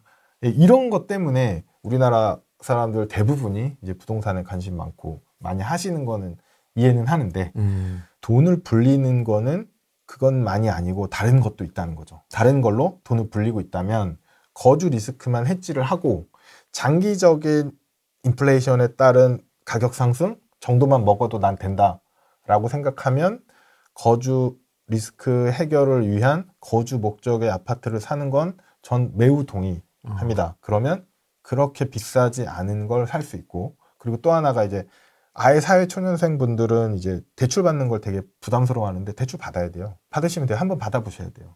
그래서 대출을 받아서 은행이랑 같이 집을 사고 내가 실거주를 하면서 거주 리스크를 해지하는 거죠. 그러면서 부동산 아파트 가격이 오르면 우리 집만 오르는 거 아니고 옆집도 오르고 다 오르잖아요. 그 동네는 대부분. 그러면 그냥 오른 거에 그 만족감을 얻고 근데 이게 뭐 대단한 건 아니에요. 집값 1억 올랐다고 차를 바꾸시는 분들이 있는데 그 차를 왜 바꿉니까? 이사가도 그 돈이잖아요. 5억짜리 집 사서 7억이 됐어. 야, 2억 벌었다. 차 바꿔. 근데 옆집 이사 갈 때 7억 들잖아요. 그렇죠. 그거 다 자기 돈이 아니거든요. 그리고 집값이 떨어져도 괜찮은 게 한 채를 갖고 있었기 때문에 우리 집만 떨어지는 게 아니고 저 집도 떨어져요. 그럼 5억에 사가지고 여기 4억, 지금 쟤네도 4억이에요. 갈아타면 돼요. 그리고 뭐 우리 집이 구축이다. 우리 집 구축 5억인데 저기 신축 7억이다. 여기가 더 많이 오를 것 같은데 2억은 내가 도저히 못 만들겠다. 구축 사시고 여기 1억 빠질 때 저기가 1억보다 좀 더 빠질 수도 있죠. 버블이 있었다면. 그럼 그때 갈아타셔도 되고 자기 이제 상황 봐가지고. 그래서 거주용 한 채를 저는 준비하는 건 매우 찬성하고 20평대 작은 평수 매우 찬성해요. 왜냐하면 이 집의 아파트의 단점이 뭐냐면 매도하기 어렵다는 거잖아요. 근데 20평대 구축 싼 거, 역세권에서 그리 멀지 않은 거는 계속 수요가 있어요. 신혼부부들이 계속 나오잖아요. 저출산이 문제긴 하지만 신혼부부는 그래도 나와요. 그분들은 다 어디 가야 되잖아요. 집에 살다가 부모님이랑 같이 살다가 나와서 거주할 곳을 만들어야 되는데 돈은 많지 않고 그래서 작은 평수에 출퇴근하기 좋은 역세권으로 무조건 알아보게 돼 있거든요. 그래서 팔기도 좋죠. 그런 데는 좀 노후화돼 있긴 한데 상관없다고 저는 생각해요. 그럼 그 타협의 그 하한선이 20평대 구축 아파트입니까? 빌라까지 내려갈 수도 있지 않습니까? 빌라는 상황에 따라서는. 그쵸. 빌라는 팔기는 좀 어려운 것 같아요. 근데 실거주로 그냥 쭉 가져가겠다. 그리고 가격 상승에 대한 기대감 접고 그냥 깨끗한 빌라 가서 살래? 라고 하면 할 수도 있죠. 그게 어려워요. 그럼 다가구는 안 되냐? 단독주택은 안 되냐? 이러면 이제 이제 거기는 이제 제가 전문 분야가 아니라 잘 모르겠습니다. 그치, 너무 들어가는 거지. 네네. 내가 갖고 있는 집에서 조금 더 업그레이드 살짝. 좋죠. 네, 살짝 업그레이드 하고 싶은데 이제 자산 배분에 묶여 있는 돈을 어떻게 이제 빼올 것이냐. 네. 이런 어떤 그런 거죠. 그러니까 포트의 조정? 맞아요. 예를 들어서 내가 이번 달에 100만 원을 딱 가지고 다음 달 한 달 동안 써야 돼요. 네. 옷도 사 입고 밥도 사 먹고 공과금도 내야 되잖아요. 그러니까 이제 밥 먹을 돈을 줄여가지고 옷을 더 사 입겠다. 지금 그렇게 얘기하신 거거든요. 맞아요? 아니요, 그 말이 안 맞네요. 아니 밥 먹을 걸 줄여서 지금 옷을 더 사 입겠다고 얘기한 거랑 제가 보기엔 똑같아요. 나 지금 옷 더 사야 돼. 철도 바뀌었고. 근데 네. 밥 먹을 거 줄여. 그러니까 이게 다음 달 일이면 지금 이 얘기에 아무도 동의 안 하실 거예요. 아니 100만 원 생활비 있어. 근데 식대 30만 원, 공과금 40만 원, 뭐 의료 옷 이런 문화생활 30만 원 있는데 아예 옷이 좀 후져가지고 좀 바꿔야 돼. 그래서 30만 원은 부족하단 말이에요. 그래서 식대를 20으로 줄이고 10만 원 여기다 쓰겠다고 하면 다음 달 생활비 아무도 동의 안 하실 거예요. 식대를 어떻게 줄여? 지금 똑같은 얘기예요. 근데 이게 20년 후에 노후 자금이잖아요. 네. 당장 쓰지 않는 20년 후. 네. 다음 달에 쓸 거는 민감해요. 눈에 탁 오거든요. 20년 후의 일은 남의 일이에요, 남의. 실제로 내가 그렇게 받아들인다고 해요. 먼 미래의 나의 일을 생각할 때 작동하는 뇌 부위가 잘 모르는 사람의 일을 생각할 때 작동하는 뇌 부위하고 동일하대요. 그러니까 20년 후에 나의 일은 남 일인 거예요. 근데 다음 달은 바로 왔잖아요. 그래서 이건 남 일이 아니죠. 그러니까 식대를 줄여서 옷 사는 게 말이 돼? 상식적으로 그건 아니지. 라고 얘기를 하는데 미래에 쓸 노후 자금을 땡겨서 아파트를 업그레이드하고 인테리어하고 이거는 쓴다. 제가 보기에는 말도 안 되는 얘기죠. 물론 노후 자금으로 뭐 100억 있다. 그럼 해도 돼요, 당연히. 다음 달 생활비 500만 원 있는데 식대 200, 공과금 100, 그 다음에 의료비, 문화비 200인데 식대 200, 200만 원 안 써도 돼. 그런 거 되죠. 뭐 식대 무슨 호텔 가서 내가 금요일마다 호텔 가서 밥 먹는데 집에서 먹지 뭐. 이렇게 하면 여기로 옮겨갈 수 있죠. 근데 그건 걔는데 지금 그런 준비 안 돼 있잖아요. 노후자금 뭐 한 달에 300, 400, 500 나오게끔 세팅 안 되어 있는데 이거를 빼서 이쪽에 쓴다는 거는 식대 까서 쓰겠다는 거랑 거의 똑같은. 여유 있게 준비됐으면 해도 돼요. 근데 아니잖아요. 근데 대부분이 아니죠. 네. 그 여기 만약에 1억 있다고 칠게요. 연금에. 연금은 다 노후자금을 생각하잖아요. 꺼내 쓸 수 있어요, 당장. 무슨 일 있으면 꺼내 쓸 수 있는데 보통은 이제 노후 자금이라고 생각하니까 그 생각의 틀을 만드는 게 되게 중요한데 이거 노후 자금 1억 있는데 내가 지금 업그레이드 하는데 5천만 빼서 쓰면 안 돼? 이렇게. 이게 장장 안 쓸 거잖아요, 노후 자금. 다시 채워놓으면 되는데. 네, 다시 채우면 되죠. 집값 오르면. 네네네네. 근데 집값 오르면 집 어디 잘라서 팔 수 없잖아요. 집값 오르면 뭐 화장실 반 이렇게 잘라서 팔 수 없잖아요. 한 평만 이렇게 팔 수 없잖아요. 그리고 집값 오르면 싼 집으로 이사 가나요? 아니잖아요. 아, 그렇죠. 더 올라가죠. 네네. 더 비싼 집으로 이사 가고 싶죠. 네, 그럼 또 이것도 빼서 쓰겠죠. 아. 여기는 이제 준비가 안 돼 있는 거예요. 아. 근데 만약에 지금 예상한 것처럼 그 집이 내가 은퇴할 때까지 쭉쭉쭉 올랐어. 그럼 진짜 좀 좋은 케이스인데 그렇더라도 이 집에서 돈 빼서 쓰는 방법을 강구하셔야 돼요. 근데 집 이렇게 잘라 팔 수가 없잖아요. 한 평만. 그럼 한 평 팔아서 노후자금 쓰면 되는데 주택연금 하는 것도 부담스러워 하시거든요. 주택연금만 가지고 노후준비도 안 되지만 네, 그래서 캐시플로우 나올 구멍은 따로 만들어서 같이 가져가는 게 맞다고 저는 생각을 해요. 그래서 집 가격 상승률 같은 거를 한 번씩 계산해 볼 필요가 있는 게 단기적으로는 막 되게 많이 올랐는데 길게 보면 생각처럼 그렇게 높진 않거든요. 예를 들어서 아까도 말씀드렸지만 아파트 가격 상승률 5%야. 근데 처음에 집을 사거나 투자 목적으로 할 때는 레버리지 끼니까 5%가 아니고 10% 될 수 있어요. 근데 지금 거주용 한 채잖아요. 내가 이거 수익률이 그렇게 안 되는 거잖아요. 왜냐면 내 거주를 해결하고 있기 때문에 거주 비용을 세이브하고 그러면 아파트 가격 상승률만큼 먹는다고 치면 5%짜리 수익이 나는 곳에 10% 나는 자산을 빼서 옮기는 거거든요. 제가 보기엔. 뭐 왜 이렇게 해요? 네. 그죠? 오히려 여기를 좀 팔아서 여기를 더 넣고 싶죠. 제가 보기엔. 그러니까 수익률이나 이런 걸 계산을 해봐야 돼요. 상가도 생각보다 수익률이 그렇게 높지 않거든요. 상가 월세 수익률 강남 4%, 3%. 1%도 있고. 네. 2%도 중대형 같은 경우는 뭐 1%, 2%도 있고. 저는 10% 벌고 있는데 그걸 왜 하냐 이거죠. 그럼 이런 얘기 하는 사람이 있어요. 아니 상가는 월세만 받는 게 아니고 가격도 올라가잖아. 맞아요. 그래서 항상 이제 투자 수익률을 계산할 때 자산 가치 상승률이랑 월세 수익률 두 개를 같이 더해서 계산을 하셔야 되고 투자도 마찬가지예요. 가격 상승률 배당 다 더해서 계산하는 거고 배당 투자하시는 분들 또 아셔야 되는 게 배당률이 좋대요. 7%막 네. 배당 주면 좋죠. 중요한 건 뭐냐면 자산 가치 상승 봐야죠. 이 두 개를 다 봐야 돼요. 배당 주는 좋은데 이건 안 올라. 혹은 이건 마이너스야. 네. 그럼 이 원금 깨서 주는 거예요. 완만하게 우하향하는 경우도 네. 있지 않습니까? 그 원금 깨서 주는 거랑 똑같아요. 월배당 상품 뭐 이런 거 되게 좋아하시거든요. 좋아하시는데 배당금이 이자라고 생각하면 안 돼요. 배당금 이자가 아니거든요. 배당금은 돈에서 계속 빼서 주는 거예요. 여기가 수익률이 계속 7% 나면 원금 그대로 있고 7% 받는 건데 안 나기도 해요. 그러면 이렇게 계속 우하향 하는데 월배당은 계속 줘. 좋다고 생각하는 착각하는 거죠. 그래서 부동산도 자산가치, 월세 수익률 더해서 생각하고 배당도 마찬가지고 뭐 자산 배분 투자도 다 마찬가지고 그래서 총수익률 두 개 합쳐가지고 총수익률 관점에서 보셔야 되는데 상가 투자 수익률이 총수익률 관점에서 봐도 그렇게 좋지는 않더라고요. 그리고 좋은 시즌들이 있는데 그걸 잘 버틸 수 있나 뭐 이런 것도 어렵고 공실 나면 정말 스트레스 장난 아닌 거고 저는 굳이 그걸 할 이유는 없다고 생각을 하고 있어요. 그럼 작가님이 보시기에는 내 집 마련은 언제가 적기라고 보십니까? 저는 일찍 할수록 좋다고 생각해요. 일찍 할수록. 네. 아까 말한 작은 거. 왜냐면 그러니까 돈을 버는 방법 중에 하나가 절약이잖아요. 절약이거든요. 투자가 아니고. 절약이 더 중요한데 절약하는 가장 좋은 방법이 집 사는 거죠. 대출 끼고. 보통 이제 사람들이 그런 상식이 있어서 대출 끼고 집을 사면 대출 원리금 갚을 것까지 갖다 쓰진 않거든요. 그거 일단 더 빠지고 나머지 가지고 어떻게든 살려고 하죠. 근데 이게 저축 효과가 있어요.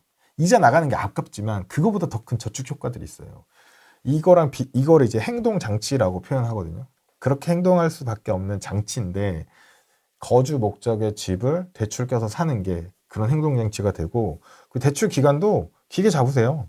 너무 허리띠 쫄라매면서 힘들게 사는 게 아니라 자기 퇴직할 때까지 잡으면 중간에 안 간두고 싶어져요. 네, 빚 갚을 때까지 내가 해서 그렇죠. 그렇죠. 그리고 그 돈을 다 생활비로 쓰라는 게 아니고 연금도 가입해야죠. 대표적인 행동장치가 두 개 있거든요. 아까 말씀드린 집, 거주 목적, 그리고 연금. 연금에 돈을 넣으면 이건 찾으면 안 된다고 다 생각을 해요. 나중에 내가 써야 돼. 못 찾는 돈이다. 이렇게 관념이 있어서 여기에 넣으면 이건 잘 안 찾아요. 그럼 이게 저축 효과가 일단 커요. 그리고 세액공제도 돌려주잖아요. 우리나라 같은 경우에는. 900만 원 넣으면 148만 5천 원 주는데 세상에 그런 게 어딨어요. 그걸 또 받아야죠. 챙겨 받아야죠. 투자를 안 하더라도. 그래서 부동산, 연금 두 개 다 가져가야 되고 그리고 연금 같은 경우에도 이제 연간 900만 원까지는 개인연금 넣으면 148만 5천 원 연말정산할 때 돌려주거든요. 이거 무조건 챙겨 받아야 되고 그럼 900만 원 어떻게 넣냐 이런 거 질문 많이 하시는데 집 살 때 은행 대출 받아서 돈 탁 넣고 사잖아요. 네. 그 다음에 계속 이자 내잖아요. 네. 연금도 연초에 대출 받아서 900을 딱 넣는 거예요. 그 다음에 매달 돈을 갚아 나가는 거예요. 연말까지 다 갚고 내년 초에 또 900을 딱 하고. 그러면 대출 받아서 투자란 말처럼 들리잖아요. 맞아요. 다른 건 모르겠는데 거주형 부동산, 개인연금은 대출받아 투자해도 된다고 저는 생각해요. 자, 개인연금 대출받아 투자는 이 무슨 이상한 말이냐고 할 수 있는데, 자, 이렇게 예를 들어볼까요? 900만 원 대출 받으면 이자가 얼마 정도 나갈까요? 신용 한 7%? 요즘에 얼마인지 모르겠네요. 7%요? 7%까지는 안 될 것 같은데. 그죠? 4, 7%까지 5%? 안 되고. 4, 5%? 5%? 네, 그래서 5에서 7%뭐 된다고 치고, 그러면 1년 수익률이 5%면 똔똔이잖아요. 그죠? 근데 실제로는 똔똔이 아니에요. 대출 받는 게 유리해요. 왜? 대출 받은 다음 매달 갚잖아요. 아, 네. 그러니까 적금 넣을 때 적금 금리보다 실제 금리가 반 정도 되는 것처럼 이거 똑같아요. 그럼 실제 내가 낸 이자는 5%가 안 돼요. 아. 반 정도 돼요. 그러니까 5%만 수익 나도 당연히 유리한 거고, 두 번째, 투자 수익률이 뭐 7%, 8%, 10% 났다. 당연히 유리하죠. 네. 5% 대출받아 10%짜리 수익 냈으니까. 제일 중요한 거, 세 번째. 대출을 이제 뭐 1,000만 원 받으면 주거래 은행에서 보통 받잖아요. 그러면 조회할 때마다 마이너스가 떠 있어요. 마이너스 몇백만 원이 항상 있어요. 근데 이게 엄청 중요한 게 소비를 줄여줘요. 실제 저희 집 사례인데, 저도 제가 그렇게 하니까 이런 말씀 드리는 거예요. 그렇게. 아, 직접 하시는 거예요? 네네네. 아, 이게 뭐 상상으로 말한 게 아니고, 제가 실제로 그렇게 해요. 대출 받아서, 네.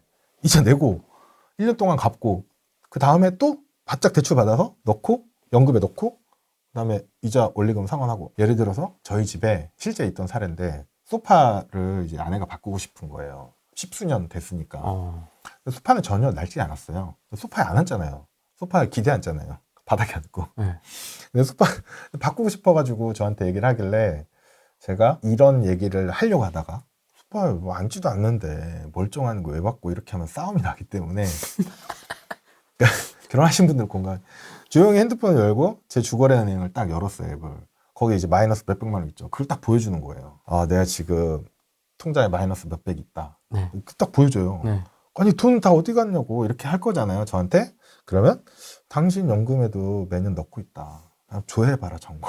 근데 들어가 있어요. 그러면 다 대출받아서 연금 넣었다. 그럼 이제 하면 이제 끝나는 거죠. 자기 계좌에도 들어가 있으니까 수익자를 나오고 있고. 그러니까 전 이렇게 말하는 거예요. 지금 마이너스 400만 원 있으니까 요거 좀 다 갚아지면 그때 가서 좀 다시 검토해보면 안 될까? 이러면 넘어가는 거예요. 수긍하지. 야, 수긍하죠. 자기 계좌에 돈이 쌓여 있잖아요.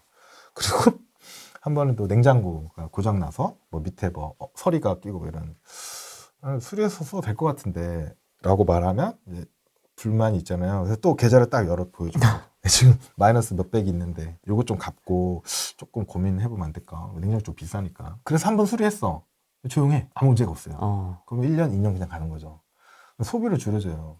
그리고 지금 아내 얘기만 해서 저희 아내가 이상한 사람 아니고 저도 똑같아요.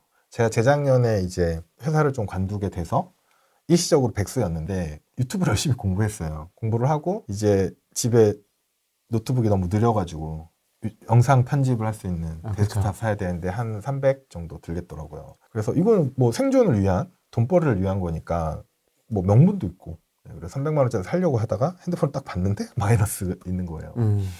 그래서 이제 한번 고민을 하다가 당근에서 중고로 30만 원에 좋은 스펙의 데스크탑을 하나 구했죠. 270만 원 아꼈잖아요. 이런 사례 되게 많아요.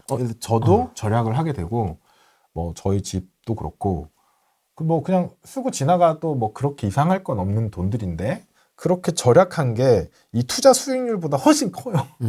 그래서 저는 연금도 대출받아서 하라고, 연초에. 연말 12월까지 뭐 기다렸다 하지 말고 연초해서 계속 굴리고, 마이너스를 보면서 뭐 자린고비까지는 아니지만 최소한 소비를 좀 현명하게 할 수 있는 기회가 되지 않을까. 투자나 뭐 연금 이렇게 많이 강조를 하는 이유는, 투자는 궁극적으로 이제 저는 모든 투자자, 그러니까 부동산, 코인, 주식 전부 다 통틀어서 모든 투자는 은퇴 준비라고 생각하고, 그게 빨리 되면 파이어 하는 거고, 아니 얼리 리타이어 하는 거고, 늦게 되면 70까지 일하고 은퇴하면 돼요. 70까지 하면 이제 표정이 다들 안 좋아지죠. 슬프다. 슬퍼지죠. 네. 근데 뭐 정년도 늘어날 것 같고, 그래야 될 수 있는데, 실제로 우리나라의 생애 첫 직장에서 퇴직하는 평균 연령이 52세인데 네. 실제로 생계를 위해서 일하다가 은퇴하는 나이가 72세예요. 많아요. 아주 많아요. 평균이에요, 이게. 그러니까 평균이라는 말은 70대 후반, 80대까지도 일하는 사람들이 많다는 거죠. 아, 생각보다 많구나. 네, 굉장히 많아요. 우리나라 노후 빈곤율이 이제 40%가 넘거든요. OECD 1인데 그러면 이 2명 있는데 1명은 노후에 빈곤한 삶을 산다는 건데 다 남의 일이라고 생각해요. 근데 우리의 일이고 알아서 준비를 해야 돼요. 그러니까 정부에서 준비해주지 않아요. 국민연금 개혁 한동안 이슈였잖아요. 그 내용 보시면 다 알겠지만 더 내고 더 받는다고 했는데 그게 진짜 잘못된 정책이에요. 근데 어물쩍 아무튼 통과가 됐지 않았습니까? 네, 통과가 됐죠. 근데 그게 통과된 이유가 정치적인 이슈잖아요. 어느 나라든 어느 정부든 국민연금 건드리면 그 연금 개혁이라는 거는 더 좋게 개혁하는 게 아니고 연금이 없어질 거니까 제도를 뜯어 고쳐가지고 그게 안 좋게 고쳐가지고 연금의 생명을 늘리는 게 연금 개혁의 골자인데 그럼 더 내고 적게 받고 이렇게 되거든요. 근데 저는 더 내야 되는 입장이라서 근데 불만이 없어요. 어쩔 수 없으니까. 그 이제 과거에 이 국민연금 제도를 처음 만들 때는 기대 수명이 60대, 70대 정도밖에 안 됐고 지금 80 몇 세까지 살잖아요. 기대 수명이 늘어났는데 그 뭐 누구 잘못이라고 할 수는 없잖아요. 저출산도 같이 왔어요. 그러니까 이제 그때 만든 제도가 지금 안 맞는 거죠. 그 제도를 뜯어 고치는 과정이라서 어쩔 수 없는 거라고 생각을 하는데 이번에 연금 개혁을 만약에 안 했으면 저희 아이가 둘 있거든요. 얘네들이 커서 국민연금 낼 때 월급의 30%를 30% 넘게 국민연금 내야 되는 거예요. 그래서 연금 개혁 해야 되는 거죠. 그래서 저도 지금 일하고 있는데 지금 국민연금 더 내고 미래 세대도 이제 비슷하게 내게끔 하게끔 하려고 하는데 문제는 이제 수급하시는 분들 연금 받는 돈도 늘려버렸어요. 근데 그게 왜 문제냐? 아니, 더 내고 더 받으면 좋은 거 아니야? 라고 하는데 원래는 이제 더 내는 거는 맞아요. 국민연금의 생명을 늘려주는 거니까 저뿐만이 아니고 이제 다음 세대들도 국민연금 혜택을 받아야 되니까. 근데 그러면 지금 내는 사람 혹은 다음에 낼 사람이 자기가 받을 때 더 받게 하면 맞죠. 더 내고 더 받는 거니까. 근데 지금 제도가 어떻게 바뀌었냐면 지금 수령하는 사람들이 더 받게 바뀌었어요. 국민연금이 생명이 짧아지는 거예요. 완전 악법이죠. 예. 근데 이걸 왜 이렇게 했냐? 뻔하잖아요. 표. 네, 국민연금을 수급하는 굉장히 많은 노령층한테 표를 얻고자 하는 거죠. 근데 요거를 뭐 윤석열 정부에서 연금 개혁을 계속 추진했는데 뭐 반대가 만만치 않아서 붕 떠 있었는데 파면 시즌에 민주당도 그렇고 국힘당도 그렇고 은근슬쩍 통과시켰죠. 이분들은 당장 표를 얻어야 되는 거고 그러니까 뭐 저희 아이들은 투표권이 없잖아요. 전 투표권이 있지만 지금 늘리는 건 맞는데 지금 받는 걸 늘리는 건 잘못된 거잖아요. 연금 개혁에 역행하는 거거든요. 근데 이 사람들은 당장 받으니까 좋으니까 뭐 불만이 없게 넘어간 거죠. 정말 극악한 처사이고 어쨌거나 지금 정치를 하시는 분들은 내가 다음에 대통령이 됐을 때 혹은 내가 정권을 잡았을 때 연금 개혁 안 하고 넘어갈 수 있겠다. 그래서 법안을 확 통과시킨 거죠. 네, 지금 권한대행도 법안 수락을 했잖아요. 네. 그래서 진행이 돼버렸어요, 이미. 정말 악법입니다. 근데 이렇게 한번 하고 나면 또 한 몇 년 동안 안 건드리겠죠. 안 건드리려고 최대한 노력할 거예요. 네. 근데 또 이게 또 나중에 또 한 계속 반복입니다. 10년, 15년 있다가 네. 또 어떤 용기 있는 대통령이 또 연금개혁 하겠다고 하면 이제 또 엄청나게 총알세를 받을 텐데 연금개혁은 이제 피할 수 없는 거고 한 번 할 때 잘해야 되거든요. 지금처럼 모수개혁만 하는 게 아니고 구조개혁, 구조 자체를 좀 바꿔야 되는데 안 건드려요. 못 건드리죠. 왜냐하면 당장 연금을 받는 그 많은 표가 반대를 하기 때문에 저희 집에도 저희 부모님은 연금 받고 있고 기초연금 받고 있고 저는 열심히 내고 있는데 이게 늘어난대. 오케이. 근데 저희 애들은 이제 나중에 낼 거잖아요. 근데 어떻게 급여의 30% 넘게 국민연금 내라고 할 수는 없잖아요. 그러니까 지금 분담하는 거죠. 리스크를 그러니까 고통을 분담하는 건데 지금 갑자기 여기 더 주겠다고 해버리니까 이게 뭐지? 네, 그렇게 되는 거죠. 저도 집에 가서는 얘기 안 합니다. 싫어할 수도 있으니까. 근데 이게 정책적으로 정책하는 사람은 이렇게 하면 안 되는데 문제는 연금 전문가가 아니고 정치인들 국회에서 해버리니까 이런 결과가 나오죠. 그분들은 자기 생명이 더 중요하잖아요. 그렇죠. 네, 정말 안타까운 일인데 뭐 이미 통과돼 버려서 네, 어쩔 수 없죠. 어쨌거나 좀 준비는 해놔야 돼요. 안 그러면 지금 노후에 빈곤하게 사는 분들 너무 많기 때문에 난 네. 아닐 거야라고 생각하는데 그 노후 빈곤율이 40% 넘는다고 했잖아요. 암 발병률이 38%거든요. 암보험은 다 거의 있으시거든요. 암보험 갖고 있는 것처럼 노후 준비도 해야 되는데 잘 안 하시더라고요. 근데 투자를 적극적으로 하고 그 투자의 목적, 투자의 어떤 결과가 엄청 100억짜리 부자가 되는 건 좀 꿈을 깨야 된다고 생각해요. 그런 분이 있는데 내가 될 수 있을까에 대해서 조금 의구심을 갖고 뭐 그런 부자는 아니어도 한 달에 뭐 몇백 정도 내 돈으로 연금처럼 타먹을 수 있게끔 좀 구조를 만들어 놓으실 필요가 있다. 관세 정책이 중국의 패권 장악과 연준 금리 인하 의도와 더불어 미국의 채권 금리를 내리기 위한 트럼프의 의도가 있다는 얘기가 있던데, 이거 저도 본 것 같아요. 이렇게 해석하는 것이 맞나요? 2번, 얼마 전에는 미국 주식을 가진 사람이 불쌍하다고 다른 분이 얘기하셨는데 김성일 님의 의견도 궁금합니다. 요게 이제 두 번째. 선택적 적립식을 활용하고 있습니다. 저는 하락장이 있을 때 매수 비중을 높이고 평소에 틈틈이 가격 조정이 있을 때마다 매수합니다. 적당한 방법일까요? 라는 세 가지 네. 질문입니다. 일단 첫 번째가 뭐 트럼프 관세 정책 관련해서 뭐 네. 채권 금리를 낮추기 위해서 일리 있죠. 일리 있어요. 네. 저도 그런 영상을 본 것 같고 네. 일리 있는데 그게 그렇게 될 건지 안 될 건지는 모르겠어요. 트럼프가 그걸 의도했다고 만약에 가정하고 근데 네. 그 의도대로 될 수도 있고 아닐 수도 있고 국제 정세라는 게 굉장히 다변화되잖아요. 굉장히 많은 이벤트들이 일어나고 뭐 최근 몇 년 사이에도 뭐 전쟁 막 여기저기서 터지고 그걸 누군가 의도했다고 생각하기는 좀 어려운 것 같고 그만큼이나 저런 이제 정책적인 보관들이 저게 맞을 수도 있고 아닐 수도 있는데 아닐 경우도 발생할 수 있다라고 늘 좀 생각은 하고 그러니까 저런 내용의 기사나 뭐 언론들을 저도 접하고는 있고 그럴 수도 있겠구나라고 생각을 하는 거죠. 근데 저기서 이제 중요한 거는 네. 그러면 만약에 저게 트럼프의 생각대로 된다면 주식시장이 올라가겠네? 내지는 채권 금리를 낮춘다는 건 기준금리 인하 압박시키고 금리가 낮아진다는 건데 그럼 쟤네가 채권 발행할 때 부담이 덜 된다는 건데 그럼 금리 낮아지면 내가 가지고 있는 채권 ETF들은 가격이 올라가겠네? 뭐 이런 생각들을 하는 거죠. 예. 이런 생각들을 하고 그래 뭐 나의 지금 포트폴리오는 나쁘지 않아 그런 생각들을 하게 되는 거라서 저거에 대해서 그럴 수도 있고 아닐 수도 있다 저는 이렇게 좀 봅니다. 그래서 두 가지 경우에 대해서 그러니까 최종적으로 중요한 건 우린 트럼프의 생각은 사실 관심 없잖아요. 내가 돈 넣은 게 불어나니 아니 그렇죠. 이것만이 관심 있잖아요. 자고 일어났는데 네, 그것만이 이제 관심 있는데 결국은 이제 가격이 제일 중요하거든요.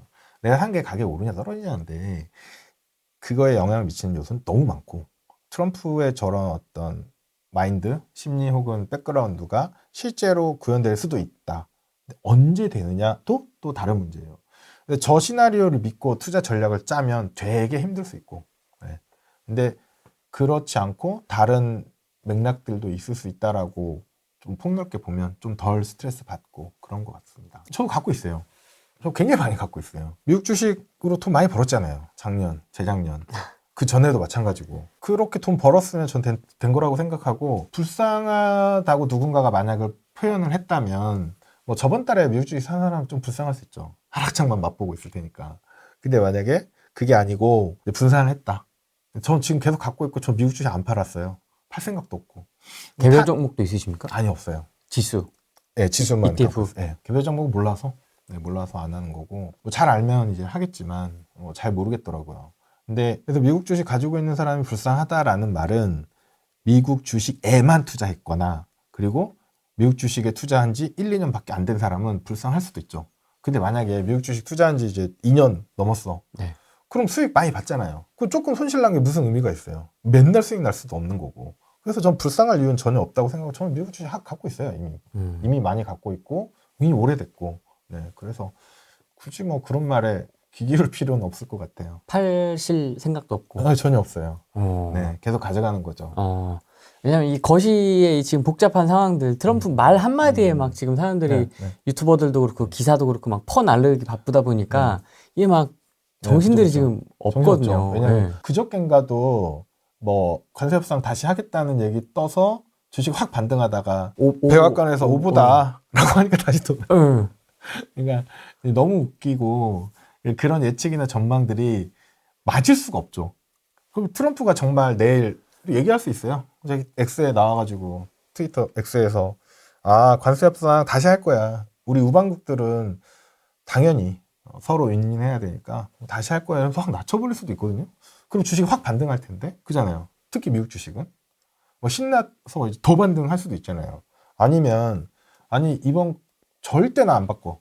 그 9일날 막 발효되고 그다음 뭐 이렇게 되면 또 주식이 엄청 폭락할 텐데 그때 또 중앙은행이 금리를 낮추면서 유동성을 풀면 채권 국채 엄청 올라갈 거고 주식도 약간 시차를 두겠지만 또 반등할 수도 있고 그래서 이 되게 시나리오가 다양하기 때문에 특정 시나리오에 너무 몰입될 필요 없고 미국 주식 가지고 간 사람 불쌍하다고 하시는 분이 있을 수도 있는데 그 사람이 한 번도 미국 주식 투자 안 했다면 좀 불쌍한 것 같고 그 좋은 수익을 못 먹었을 테니까 근데 그분이 만약에 나는 먹을 거 다 먹고 2월에 팔고 나왔다 이러면 이제 뭐 그건 잘하신 걸 수 있고 그런 것 같아요. 세 번째 질문이 약간 그 코스트 에버리지 효과 말씀하시는 것 같기도 하고요. 하락장이 있을 때 비중을 높여서 매수하고 평소에는 틈틈이 가격 조정이 있을 때마다 매수를 한다. 미국 주식에 조금 많이 집중하시거든요. 부동산과 미국 주식 이렇게 하시고 사업도 하시고. 네. 이런 전략은 좀 어떻게 보십니까? 이 매매를 좋아하시는 분들이 있어요. 뭔가 트레이드 해야 돼, 나. 매매를 좀 해야 돼. 이런 거 좋아하시는 분들이 있어요. 분명히 있어요. 그런 분들은 이제 저렇게 하셔도 되죠. 네. 그러니까 저 방법이 좋냐라고 말하면 저거는 소위 말하는 백테스트를 해볼 수가 없어요. 느낌대로 하는 거라서. 예, 아니면 비율을 정확히 정해가지고 내가 몇 퍼센트 빠지면 몇 퍼센트 이렇게 하시는 거는 백테스트 가능하거든요. 네. 그래서 이거는 뭐 어느 정도의 기대 수익과 어느 정도의 위험이 있고 효과가 얼마큼 나온다고 다 계산할 수 있어요. 느낌대로 하는 거는 계산할 수 있는 게 없고 그거는 그냥 하시면 되는데 가지고 있는 현금을 다 넣지만 않으면 저 플레이를 계속 할 수 있거든요. 매매하는 재미도 느끼고 내가 맞았네. 오늘 올랐네. 혹은 뭐 어제 안 넣고 내가 더 빠질 거라고 생각했는데 안 빠지고 올라버리면 아이고 아깝네. 뭐 이런 거. 그냥 재미로 하는 거는 뭐 할 수 있고. 이거 사업하셔서 현금이 이렇게 폭포수 같이 들어오시거든요. 그러면 하셔도 되죠. 네, 그러면 제가 아까 말씀드렸잖아요. 집을 넓히거나 인테리어 하는 것도 노후 자금에 아무 문제가 없어. 그럼 하셔도 되죠. 당연히. 아무 문제 없어요. 네. 그런 분들은 하셔도 됩니다. 네. 김치찜 사업하셔갖고 돈 잘 버십니다. 그런 게 제일 좋은 것 같아요. 네. 그러니까 투자로 내가 인생을 뒤집어 엎겠다고 하시는 분들이 제일 많이 실패하시거든요. 네, 잘 모르는데 너무 크게 베팅을 하셔가지고 어려운데 본업이 있고 저분은 이제 사업이시고 어떤 분은 직장을 다니실 거고 본업이 있고 이제 부업처럼 투자도 병행하는 케이스. 그러면 사실 내가 투자를 잘못했거나 혹은 시장이 내 예상과 다르게 움직여서 갔을 때 좋을 때는 다 괜찮아요. 항상 리스크 매니지먼트라고 해서 위험할 때를 생각해야 되는데 그런 시기에 대응할 수 있는 방법이 있으면 괜찮아요. 예를 들어서 월급이 나오면 매달 얼마씩 세이브할 수 있잖아요. 저축. 그 저축 금액 가지고 계속 사모아 나간다. 이런 분들도 잘 버티세요. 오랫동안. 잘 버틸 수 있어요. 제일 힘든 분들이 은퇴하신 분들. 한번 깨지면 복구할 방법이 없어요. 근데 깨진 상태에서 생활비 또 찾았어야 돼. 이런 분들은 좀 조심해야 되고. 미국 대통령의 말 한마디에 막 들썩들썩 하고 있고요. 지금 뭐 우리나라도 지금 뭐 정치적 상황도 좀 복잡하고 이런데 꼭 좀 하고 싶은 이야기 있으시면 해주시죠. 그 리스크 매니지먼트라고 해서 위험 관리 관점에서 금융을 접할 필요가 있어요. 그러면 생각보다 좀 어려운 문제들이 좀 쉽게 풀리거든요. 그러니까 위험 관련 금융 위험이 어떤 것들이 있냐면 거주 위험도 금융 위험이에요. 거주 리스크를 해결할 수 없으면 돈이 들어가잖아요. 네, 월세도 그렇고 여러 가지 리스크가 있는데 거주 리스크를 해결해야 되기 때문에 거주용, 실거주용 작은 거 한 평 사는 거 전 동의하고 아파트 하나 사는 거 동의하고 그 다음에 노후 리스크도 금융 리스크거든요. 노후에 돈이 있으면 좋아요. 건강 이런 건 당연히 챙겨야 되는데 그건 돈으로 해결할 수는 없잖아요. 근데 기본적인 의식주를 해결할 수 있는 식주 기본적인 생활을 해결할 수 있는 노후 리스크를 준비하기 위해서 연금 같은 거를 이용해서 노후 준비 하셔야 되고 건강 리스크 대비해서 안보험, 실비보험 정도는 이제 가입하시고 이렇게 내가 어떤 의사결정을 할 때 수익이 얼마 날까만 생각하면 이제 되게 욕심이 들어가게 되고 좀 헛다리 짚을 가능성이 많은데 리스크 관리 관점에서 접근한다라고 생각을 하면 조금 좀 생각을 정리하기가 쉬울 수도 있거든요. 그래서 부동산도 당연히 관심을 가지셔야 되고 금융자산도 관심을 갖고 하셔야 돼요. 연금 계좌 이런 거는 모르면 안 되고 당연히 아셔야 되기 때문에 그런 거 같이 잘 좀 챙기시면서 하시면 되고 처음에 금융 공부하시면 되게 어려워요. 용어도 어렵고 너무 뭐 모르는 게 많죠. 네. 근데 이게 저 어떤 말씀 드리냐면 막 50대 60대 넘으신 분들이 이 나이에 무슨 공부냐 이런 얘기 하시는 분들이 있는데 그게 아니고 6개월만 하시면 돼요. 그러니까 회사에 취업을 하면 회사 업무 공부하잖아요. 네. 전부 다 모르는 용어잖아요. 아무리 뭐 대학을 나왔다고 해서 회사 일을 아는 건 아니니까. 그럼 공부하거든요. 그냥 회사에서 연수를 시켜주기도 하지만 알아서 공부해야죠. 엑셀도 배우고 파워포인트도 배우고 하는 것처럼 사회에 딱 나왔으면 금융 공부를 해야 돼요. 왜냐하면 학교에서 금융 공부를 안 가르쳤기 때문에 알아서 공부를 해야 돼요. 근데 하다 보면 이게 익숙해지고 쌓이고 쌓여요. 그래서 뭐 충분히 뭐 조금씩 시작해서 1년, 2년, 3년 쌓이면 어느 순간 뭐 알아. 이해해. 네. 그렇게 되기 때문에 흔들리지 않고 할 수 있기 때문에 금융 공부를 좀 꾸준히 해주셔야 된다. 이런 말씀 드리고 싶습니다. 이게 올라갈 때는 그냥 해피 했는데 박살 나고 나니까 이제 생각이 나는 거예요. 이게 박살 나야 정신 차리.